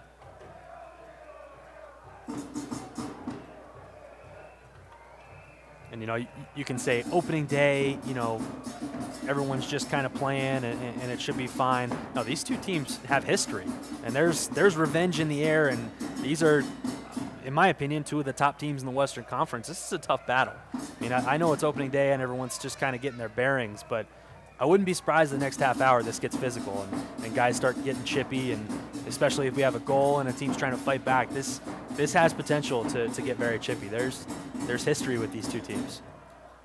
Here's Alston. Saw him getting chippy earlier with Mazovsky, the veteran from Washington, D.C. Also the oldest player on the roster and the most experienced. Again, mentioned earlier, he was an all-star in the MLS in 2010 and spent parts of 8 seasons in the MLS. Here's a shot for Orange County as Von Wolfgang got in front of net with Morrison Cousy. He'll applaud getting himself into position, but he was not able to finish after being one-on-one there with JT. Yeah, I think Jerry Von Wolfgang would love to have that one back, sending that past the side of the net when really he had a step on the defender and Morrison Cousy a little bit out of position. And he just kind of slowed down, didn't really even make a move. I'm sure he'd love to have that one back. Richards trying to find a space in the defense. Couldn't quite get it there. Orange County able to keep it away from Reno on the second attempt. Over Von Wolfgang. Back to Walker Hume. I think what we've seen early on in the second half, OC's been content to stay back defensively, push a couple guys forward, look for long balls like that one. I think they're okay with a 0-0 result here. Contact there between Gleedle and Quinn as Gleedle able to get it away, and then once again Reno trying to go over the top, goes into the hands of Lopez. Reno doing all they can to get Brian Brown the ball in a spot where he can do damage. I'm sure he's still thinking about that missed shot earlier on with his left foot. Bet you he'd love to have another crack on goal.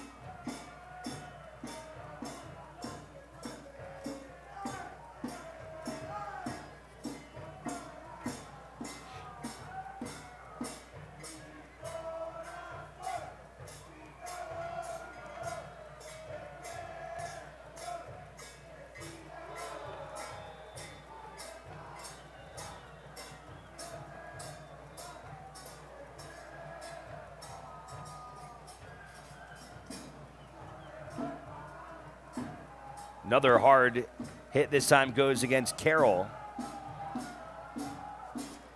It was Forrester who came flying in. Yeah, I'm surprised Forrester. It does look like he is going to get booked for that one. That was late. Looked like studs up as well. Carroll had made a sidestep. That was a pretty vicious tackle there. Carroll obviously not happy at all when he got up off the ground there. Like I said, this could get chippy for the last half hour. And it's getting physical here into the 61st minute. Harry Forrester making his USL debut today. Christian Duke, one of the mainstays in the midfield for Orange County, not in the lineup. And Forrester getting his opportunity. Lidl able to break through the defense and gets a shot off. Didn't have much on it, though, as Lopez will give his team now some space.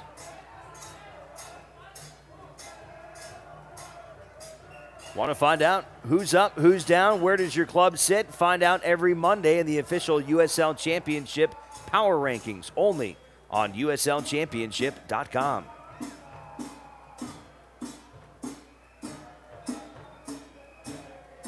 Another whistle goes against Orange County. Some contact there with Richards.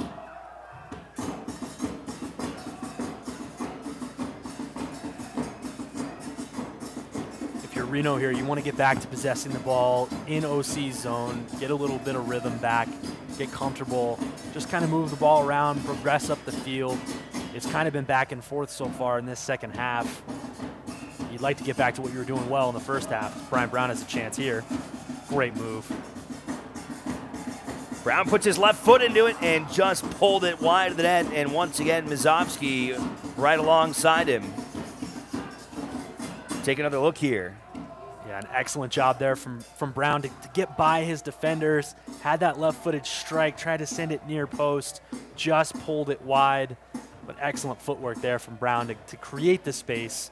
He had a couple of runners. Those runners pushed the defense back, and he had a shot. Just pulled it wide. But a good offensive chance there. Richards thought about playing it forward, instead spins around and gets it back in goal to Morrison Cousy.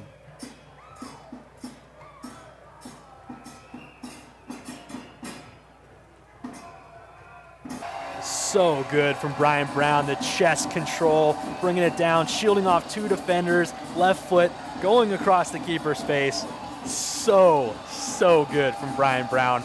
Excellent poise and control and finishing abilities, heads down the entire way. Excellent first goal, Brian Brown. I mean, that was clinical. That's exactly how you want to bring it down with your chest, just shielding off two defenders left and right. Just got enough of it on this shot. It looked like it might have taken a little bit of a deflection off Joe Miko. Nonetheless, Brian Brown will take it. Wonderful opening goal. Reno 1-0. Fantastic. Love the little left-handed uppercut there, too, from Brown. That was great. So the Jamaican, after a couple chances, again, that would probably keep him up at night, perhaps he'll go to bed and forget about what had happened prior to that moment, because here, midway through the second half, he's able to spot Reno a 1-0 advantage. That is the life of a striker. You forget the ones you missed, and you get right back on the next one and try and score again. We'll tussle here with Lacroix and Forrester. Glito comes over to help. Able to keep it in from the back line, but Morrison Cousy there to pull it away. Clinical skill there from Brian Brown. Such great control. The body control, finishing ability, just fantastic. Well, that's part of what makes Brian Brown so good, is his physical play and the way that he can hold things up. I mean, that's something Ian Rosswell has talked about with Brian Brown from the beginning, is his hold-up play is about as good as it gets. Here, Aidan Quinn now, as you see Orange County getting a lot more aggressive on the offensive ends. Playing one in there for Seton, and once again, it's Morrison Cousy who beats him to the ball. I think you're starting to see a shift here from Cloutier, having been settled, sitting back for the first 2/3 of this game, is now starting to send more bodies forward. And if anything, I think this is when Reno is most dangerous right now. OC kind of pushing a little bit forward. Reno's got to stay on the attack. Add a second one, add a third one. Go at them right now, especially when they're, not maintaining their shape as well. That's when you find the cracks in the defense.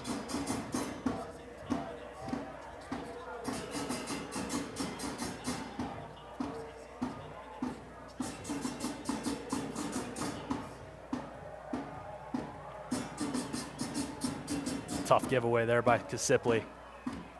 Here's a chance for Seton. Seton gets around Janjigian, trying to find that upper corner. Tough run there from Michael Seton, another Jamaican. Time in the MLS with DC United. Also was on the bench with Portland when they won the MLS Cup in 2015. He's played professionally in Israel and Sweden with the Jamaican national team. And again, you think he's a guy that could really have a breakout season this year. Yeah, I think especially with the loss of Thomas Dennis-Voldsen, I think he kind of just steps into that role and takes the goal-scoring prowess. I love what we've seen from him. He hasn't had too many opportunities in this game, but especially the end of last year. Michael Seton, I think he's going to be a force in this league. Here comes Lindo Mafeka. Creating some space for Mazovsky. Mazovsky waved off sides. Yeah, it looked like he was just a step off sides. Beautiful 1-2 play there by Mendiola and Mafeka. Been really curious to see how they would work together. Love the creativity of Mendiola and Mafeka's passing ability and quickness on the ball, making runs, finally linking up a little bit there. Mazovsky just a step off sides, but you like the idea of that play, trying to switch the field, getting guys forward, catch this OC team on the back heel.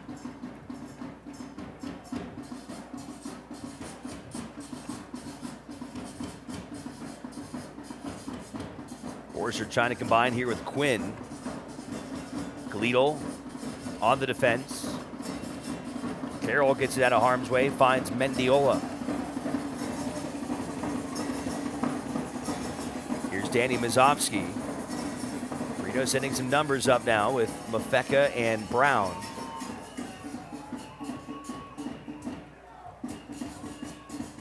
Perfect ball. Here's Gleedle. Lindo Mafeka! Lindo Mafeka! 2-0 Reno.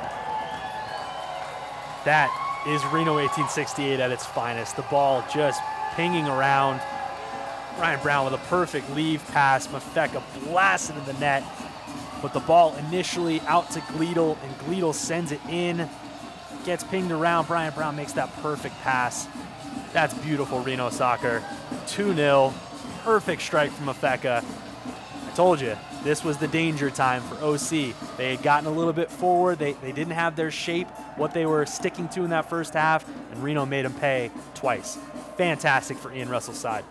That lights up the Battle-Born Brigade from behind the net as Lindo Mafeka tallies his 11th career goal in the biggest little city.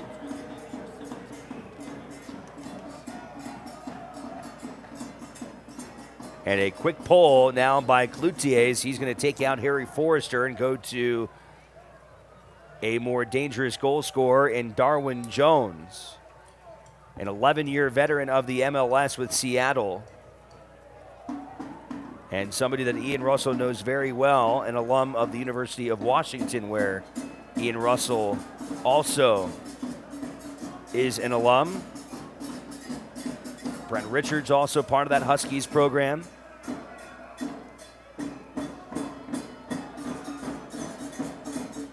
Another good over-the-top ball there by Reno, and that's something they've been able to do all game long, is get behind this Orange County defense. Yeah, Reno definitely had a solid game plan today. Early on, just sending looping balls in. Not all of them worked, but it definitely showed their aggression, their willingness to go forward, and they've maintained it for about 70 minutes and just stayed on the front foot and put OC in a really tough position, especially now down 2-0. Now they really have to get forward, as it looks like Mazovsky just got called for a handball or maybe offsides. But again, Reno getting forward, spraying the ball all over the place, getting it into the box. Mazovsky and Brown making runs off each other. Mafeka getting forward, sending shots on goal. This is about as good as you could ask for from Ian Russell's side in your opening day performance. They look like a well-oiled machine. They do. This does not look like a team that's playing their first match of the season. No.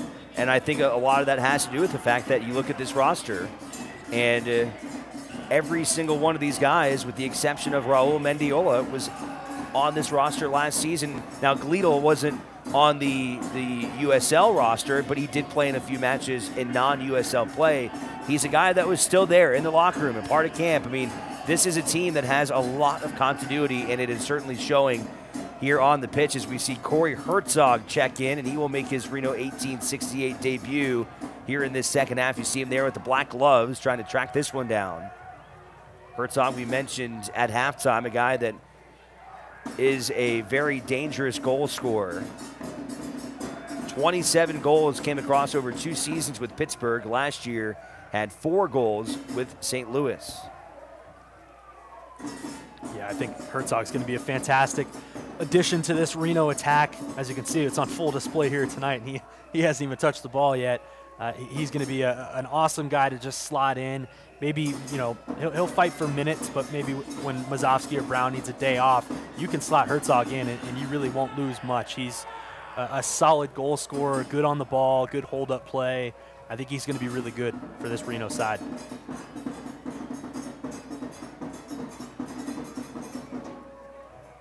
Walker Hume will put it back into play.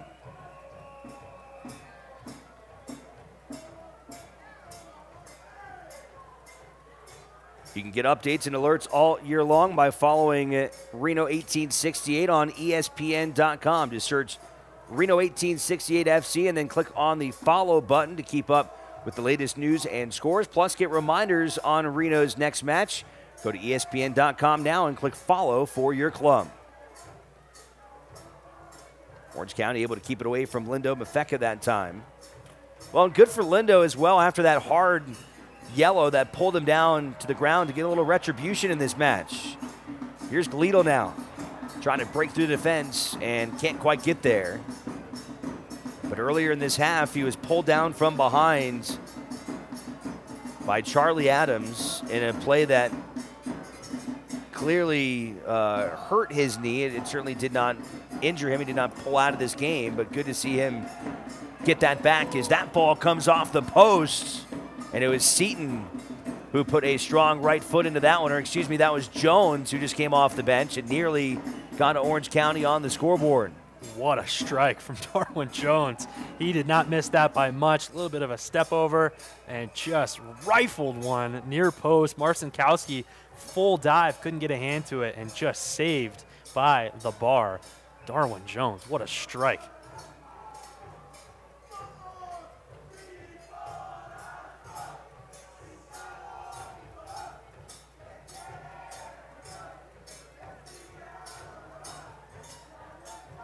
There you see Gleedle sending it back to Morrison Cousy. He was the one guy I really wanted to keep my eye on because you talked about, continuity and all these guys having played together. Gleedle didn't get much game time with this group, although he did practice, and there is value in that. This was kind of his first big test of playing with this group that have played together.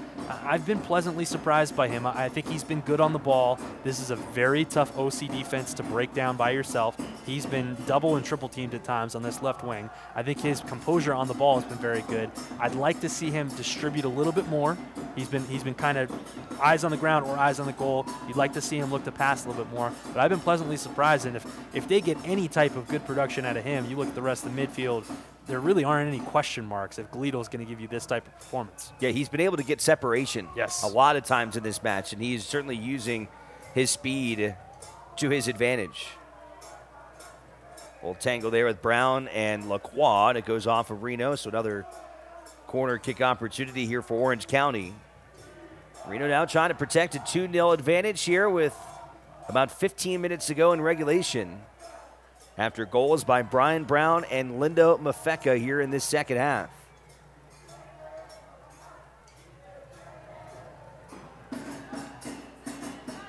Richards gets his head on it this time.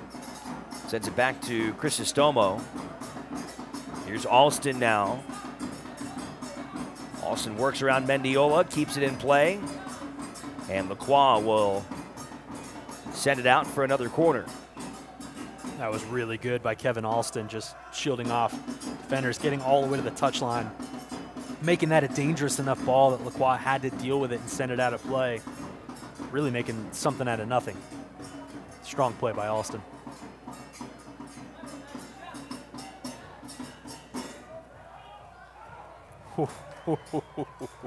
Michael Seaton would love to have that one back. Pretty much an unmarked header and just sent it right into the arms of JT Morrison Cousy. Great ball in by Aidan Quinn. Oh, Michael Seaton, he's going to see that replay and be very frustrated. An excellent opportunity, got airborne, timed it really well, and just sent it right into the arms of Morrison Cousy. Another chance here for Reno. Brown trying to find Hertzog there with a wide open net, and Cory couldn't quite catch up to it. The flag was up anyways, but once again, Reno dangerously getting behind the defense. Yeah, it looked like Brian Brown was a step or two offsides there. Wanted to see how that play ended up. You like the idea of Brian Brown obviously making up for the mistake earlier of taking the shot when he should have passed it. I kind of thought he should have shot it there rather than slide it across. But you like the idea there, and you love guys getting forward 2-0, not settling for anything. They want to add on to this. Orange County quickly putting something together on the other side. Seth simply gets it out of the box. Hertzog combining with Gleedle. Here's Duke Lacroix now.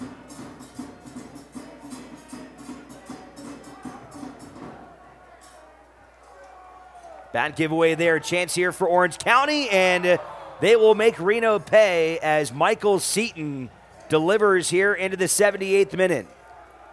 Yeah, second time today. Kasipli's just had a back pass go awry. Michael Seaton beating everyone to that ball. Zach Carroll tracking back. Morrison Cousy diving the wrong way, and Seaton buries it. Interesting, for the second time, Kasipli trying to send one back either to a defender or a goalkeeper. It looked like that was right in the middle, and Seaton just pounced on it. You can't put a ball like that anywhere near a forward of his caliber. He's going to make you pay. Michael Seaton, 2-1, still to Reno. All of a sudden, Orange County within striking distance of coming and stealing a point here in Reno.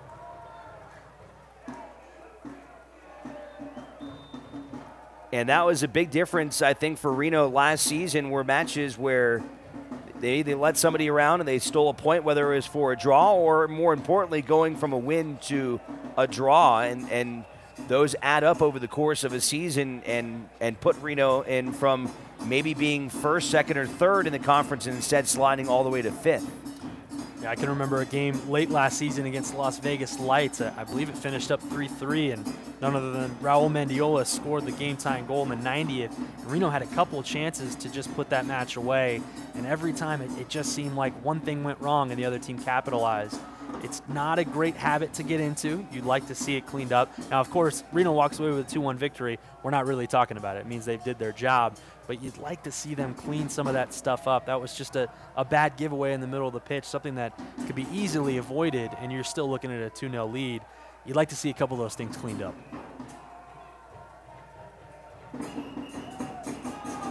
Throw in there for Galito, who gets tied up with Godoy. And it'll be a set-piece opportunity here for Reno as we go into the 80th minute. Yeah, you can see there, just pulled him down, grabbed him around the waist, and pulled him down to the ground. Not a sporting play, but a really smart turn by Gleedle. He knew the defender was oncoming. He knew that ball was coming, and he just feinted and went the other way. And now he's earned a pretty dangerous spot free kick. Kasipli looks like Mafeka's standing over it. This is a dangerous spot. Kasipli and Mafeka. Lindo had the goal in the 68th minute. That gave Reno a 2-0 advantage.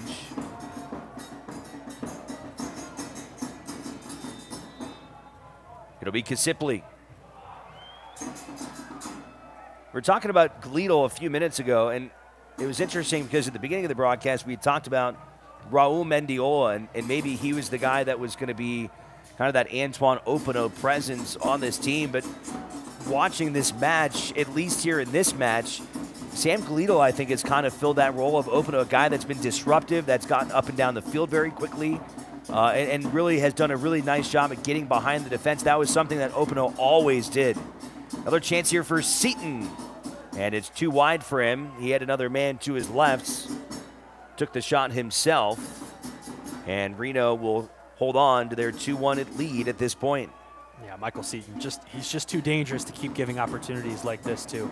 But back to your point about Gleedle, I've been keeping my eye on Mendiola pretty much this entire second half, and you nailed it. Everything I thought we'd see from Mendiola in the quote-unquote Openo role, we've seen from Gleedle. Gleedle's been on the ball. He's been, pressuring the defense, looking to make runs. He's trying to make that second pass. That's what I thought we'd see from Mendiola. Now, first game of the year. Right. Hard to take too much away from it, but it's a huge positive that Gleedle looks like he could potentially fill that role. Like I said, he was the one big question mark I had coming into this game about the midfield for Reno. Everything else looks pretty solid.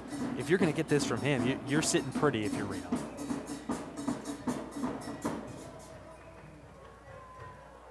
Good ball there from Mafeka to find Mendiola.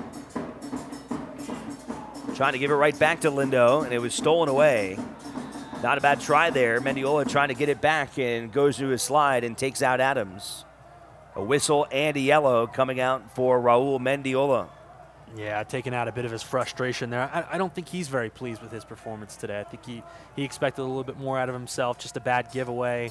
Not a lot there in that challenge, Didn't look like too much to me. I could see a foul. That's kind of a harsh yellow card, as you can see in the picture that the Reno bench sitting right there. None of them agreed with that call, but obviously a little bit of that frustration coming out here for Raul Mendiola.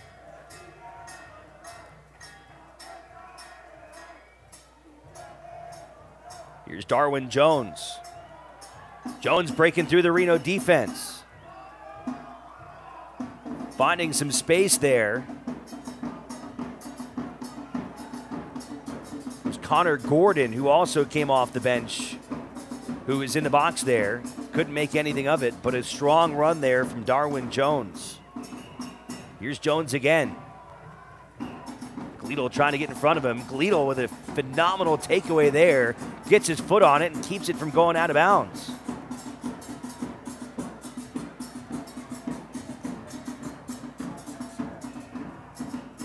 What a job there by Sam Gleedle on the defensive end. Yeah, impressive stuff from this Reno defense. Bend, don't break time right now. Little under 10 minutes left. Aside from the giveaway from Kasipli, I think this back line and Morrison Cousy have just been fantastic today. Zach Carroll's not going to get credited for it, but his takeaway there at the end led to that first goal. Could have potentially led to the other one. Brian Brown missed. So Zach Carroll's been fantastic. Janjigian's been clearing balls. Lacroix and Richards getting forward. Pretty solid day from this back line. Reno trying to be a little more cautious with the ball there, looking to find Mefeka, and it was a little bit too much for him. Kasipli angling for the takeaway, some contact comes, and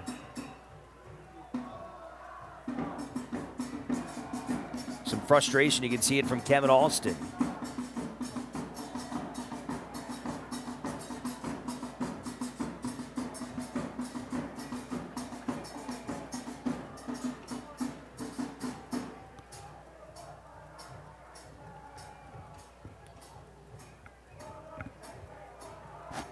Jones the throw-in.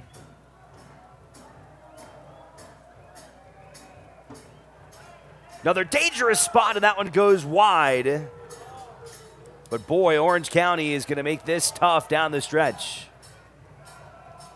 Yeah, that did not miss by much. Charlie Adams, left foot, hits side netting. Morrison Cousy, full stretch. That throw-in just took a deflection and went all the way through the defense. So that's more of a solid clearance there from Brent Richards. This is definitely a test. This next 5+ minutes for this Reno defense, if they can stand tall, keep clearing balls away, maybe possess just a little bit more, they should come away with 2-1 victory. Well, and this is a different offensive attack right now from Orange County with the addition of Darwin Jones, and you can see what kind of impact that he has had here in this second half at really creating opportunities between him and Seaton. As another substitution comes for Cloutier, he'll go to Koji Hashimoto, the veteran out of Japan. Second season in the USL with Orange County after an 11-year career in his home country. The 32-year-old coming off here for the final minutes. Yeah, you mentioned Darwin Jones. He's been huge since he's come in. Made runs on the ball, a couple shots, looking to distribute. He's just been a pest since he's come on the pitch. Reno right now has to kind of toe the fine line between trying to go for the kill shot and giving up the equalizer. Yeah, you don't want to open up too much, but you also don't want to get too conservative and have too many guys back and invite more pressure. It's like you said, it's a fine line. It's very tough. You know, most teams would love to have a 1-goal lead with 5 minutes to go. It's not the easiest thing in the world to pull off. About 4 minutes of regulation left here. Good ball there from Gleedle to find Hertzog. He's on. Defense catches up to him. Plays it back to Mefeka, who swings it around for Mendiola. Good move there by Mendiola. Back to Gleedle.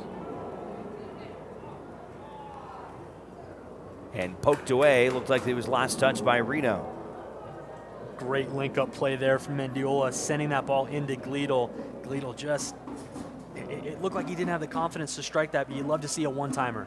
just send that, keep it nice and low. Maybe there's a rebound opportunity for Brian Brown, but having that ball get caught up in your feet, there's really nothing good about it because the defense is just going to collapse on you. Gleadle had to get rid of it. It ends up in a goal kick. You'd love to see a one-timer there from Gleadle. Mendiola wins a battle for a header there. Carroll the interception now. Hertzog gives chase as Hume pops it up in the air. Brown gets pushed down from behind, and a whistle is going to come for Orange County. Brown wants a card there. It doesn't look like he's going to get it. Perfectly played again by Brown. Just hold him up. Make that turn. If he clips you, it's a foul. If not, you're making the turn with the ball. You've got a guy on that left wing. Just perfectly played by Brian Brown. Here's Lindo Mafeka.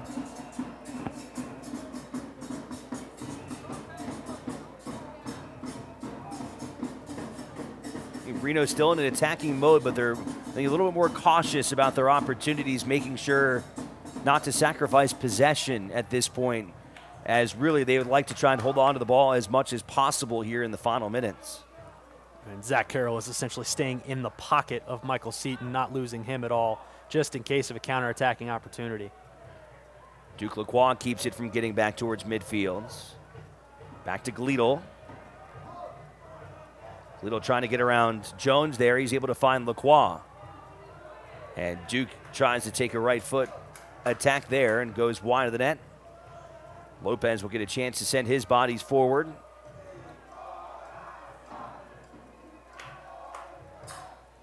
There'll be some stoppage time added, especially with Lindo going down for a few earlier in this half. We'll see how lengthy of an ad it will be.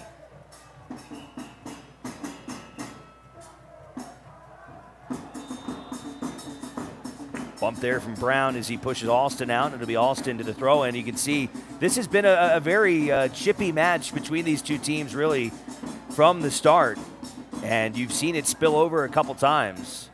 Alston certainly has been in the middle of a lot of it, and that's, in a lot of ways, it's kind of his job. Yes, very much so. He's that defensive enforcer for this Orange County team, the veteran.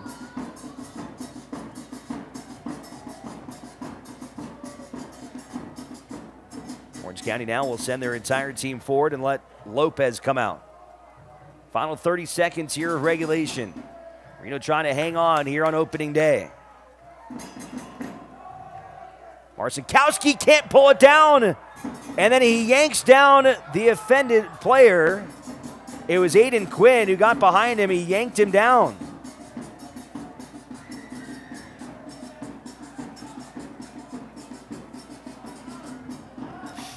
That's tough. Morrison Cousy just couldn't come up with the ball. It gets behind him. Quinn in behind the keeper with the ball at his feet. Morrison Cousy really no other option other than to take him down. It's exactly what you didn't want to see for Reno. 90th minute. But Morrison Cousy still has a chance to stop this PK. Looks like Aidan Quinn will be the one to take it. And it was Quinn who had the only goal in this match last season in the postseason. Reno led 2-0 in this match in the 68th minute. Orange County got one in the 78th by Michael Seaton. Now a chance to equalize here in stoppage time. Here comes Quinn. And we're all tied up 2-2 as Aidan Quinn delivers on the penalty kick. And that is a devastating result here in the final moments as Orange County, they elected to bring the keeper out, Lopez, to pop it into the box. Morrison Cousy left his feet to try and grab the ball out of the air, and he couldn't do it. And with Quinn behind him, he reacted by pulling him down, and that resulted in a PK with Quinn executing. And that very well could be the result here this afternoon. And it's got to be a bummer for this Reno back line. You think of both goals Orange County scored. The first one coming off a costly mistake by Setka Sipley with just a bad ball backwards, nothing the defense could do about it. And then on this one, Morrison Cousy goes up on his own and tackles one of the offensive players. Really not much the defense can do about it. That's got to be tough for Zach Carroll and his defensive line. They've played so well here today, stayed organized, stayed in front of guys like Michael Seaton, and it's got to be tough to look up at the scoreboard right now and see 2-2.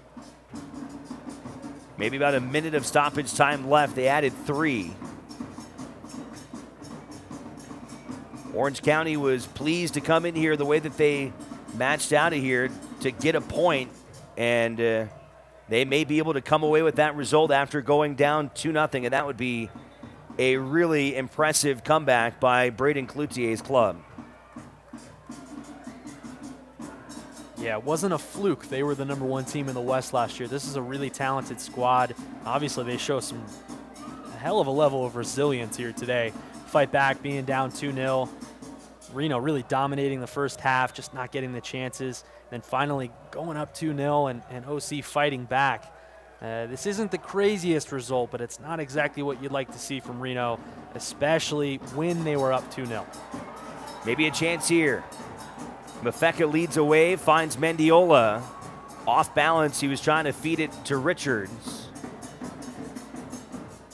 Maybe one more possession here. Carroll. What a ball from Carroll to find Hertzog, and he couldn't direct it, but that was an unbelievable ball by Zach Carroll to give Reno an opportunity to take a late lead. Cory Hertzog's going to be thinking about this until the next time he gets a chance to wear a Reno jersey next week. Wow, what a missed opportunity there from Hertzog. Beautifully struck ball from Carroll. Hertzog just couldn't place it on net. Really didn't need much. Lopez was kind of caught out there. Real bummer of a chance here at the end from Cory Hertzog.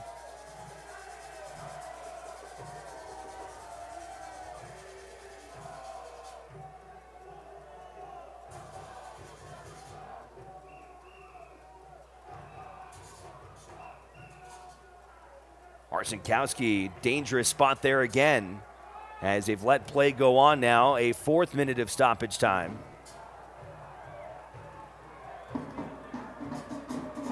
Sipley trying to advance it forward for Brown there.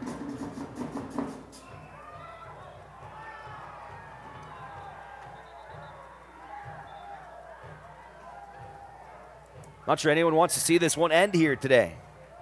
No, this has been a really good match. Great goals being scored, some fantastic defensive plays, just a couple of miscues here and there. Two very tough teams that I think will be battling for the top 4 spots in the West. And the final whistle comes, and a really gut-wrenching result, I think, for Reno 1868. They would have wanted much more from this one here today, a chance to knock off the #1 team from the Western Conference last year in a game that they really had in hand. A 2-0 lead dissipates as Orange County storms back with 2 goals late in the half to get 1 point here in downtown Reno. So there you see it, the final score, 2-2 between Reno 1868 and Orange County. And in a moment, we'll have Julian Delgadio is going to track down head coach Ian Russell, who's going to midfields. And again, Sean, there's a lot of things you have to like here from Reno, but unfortunately, this is a result that Ian Russell will certainly not be pleased with after the position that his team was in. Yeah, on the surface, taking a point away from the #1 team of the previous season looks pretty good. Then you dive into it, and you know you had a 2-0 lead late in the second half at home, really all the possession in the world, all the momentum going your way, and you only walk away with a point. It's going to feel like a loss. I'm very interested to see what Ian has to say post-game here, but you got to think there's going to be a drop-off here from Reno, just mentality-wise of having that 2-0 lead and letting it go. We talked about this was something that plagued them last year of having those late leads and kind of watching them slip away. Now, this isn't a loss, so that's definitely the positive. You walk away with a point, but I think that it's going to be a tough sell for them of taking too many positives away from this match. All right, looks like Julian Delgadio has been able to corral Brian Brown over, came up with a goal in the 63rd minute, his 21st in a Reno 1868 uniform. Julian, take it away. Brian, your 21st goal in franchise history. You're leading the entire team in franchise history. Just your initial thoughts on this game. It was a good game, actually. I mean, we didn't get a result we wanted, but I mean, we got a point, which is good. There's like more stuff we got to work on in practice, so we're gonna do that this weekend. But overall, it was a good game. How do you build off of this win or this tie? It's a tough one at home, up 2-0, and then they came back. It's to us it feel like a loss, but I mean it's better than losing. So we're just gonna go back to the drawing board and move forward. You still gain a point in this one. Of course, these two teams are probably going to meet later down the line, but you have to be somewhat proud of how you guys did play for the first 40 minutes of this. Oh yeah, I mean, the first half we came out running. We had a few chances, we didn't put them away, but it's good. It's good for us, A good start for the season. I mean, the past 2 seasons we've been losing, and today we didn't do that, so it's good. It's a plus for us, Thank you for your time. Thanks. Back up to you guys. All right, thanks so much, Julian. And as Brian mentioned, Reno has not gotten off to good starts in either of their seasons. They were 0-3-2 in the inaugural year. Last year, they started 0-3 at home before getting a point. So, yes, it's frustrating, and a lot of honesty there from Brian Brown, kind of echoing what you had said a few moments ago, that it does not feel like really that they came away with anything here today. It feels more like a loss than even getting a point and getting a draw, but it is what it is. You go back to the drawing board, and look, Orange County was the first-place team, and they were an incredible team for a reason last year and should be another team to watch out for this season. So in the end, this could be a very valuable point, even though it's not going to feel very good to this team considering the position that they were in. Yeah, as Brian Brown said, it feels like a loss, but it's not, and there's something to build on, and you look back at this result, and it's a point. It's a point against a really tough team at home. You take it. You're going to look back and realize that this probably should have been 3 points. Probably should have had 1 or 2 goals in the first half, maybe put this one out of touch 4-0 with those 2 second-half goals. But nonetheless, it's a point. You take it. You move on. I think, this OC team, I really do. I think this team is very good. I think they're poised for another run this year. So, I think maybe a month and a half down the road, this point is going to look pretty big. So we'll see. It's it's a tough way to take a tie. Home opener was fantastic. All the momentum in the world. You'd love to have the 3 points, but a tie, not the worst thing in the world. All right, so a draw it is 2-2 between Reno and Orange County. We'll be right back to wrap things up right after this.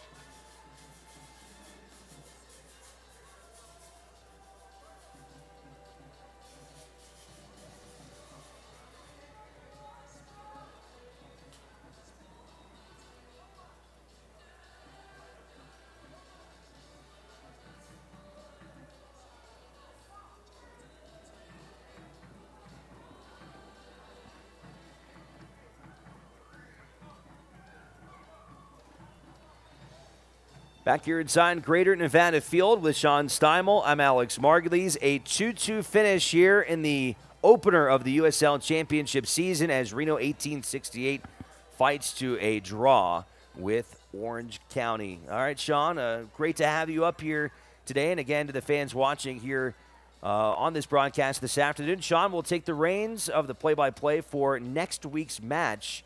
I'll be traveling with the Nevada men's basketball team down at the Mountain West Tournament in Las Vegas, and great, as always, to have you aboard for the broadcast. Always fantastic to be here and work with you, Alex. Wish it was a 3-point working, but always the best being up here.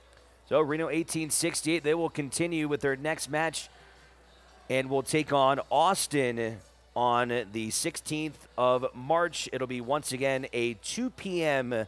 kickoff shortly after 2. The pregame festivities start at 1:45, so you want to get here early for those of you who are planning on coming out to Greater Nevada Fields. Well, it's been an interesting winter. We'll certainly hope for some warmer weather.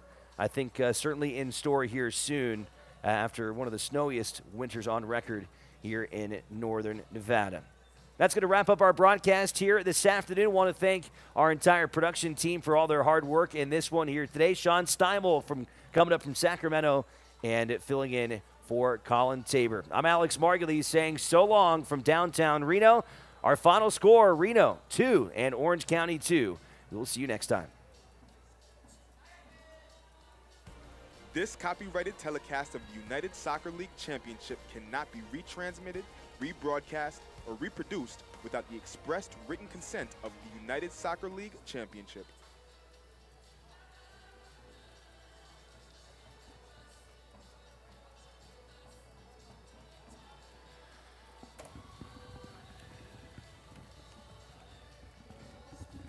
Damn. Yeah. It's one of those things you can kind of see it coming. You could just kind of feel it. And that was like the worst possible way it could have happened. Because JT played really well. And then just one moment. Just seen that happen way too many times here. Yep. Around now. A little bit. Yeah, that was a bummer. I really feel bad for the defense, too, because that first goal. Yeah, that was just a total, and that was not good.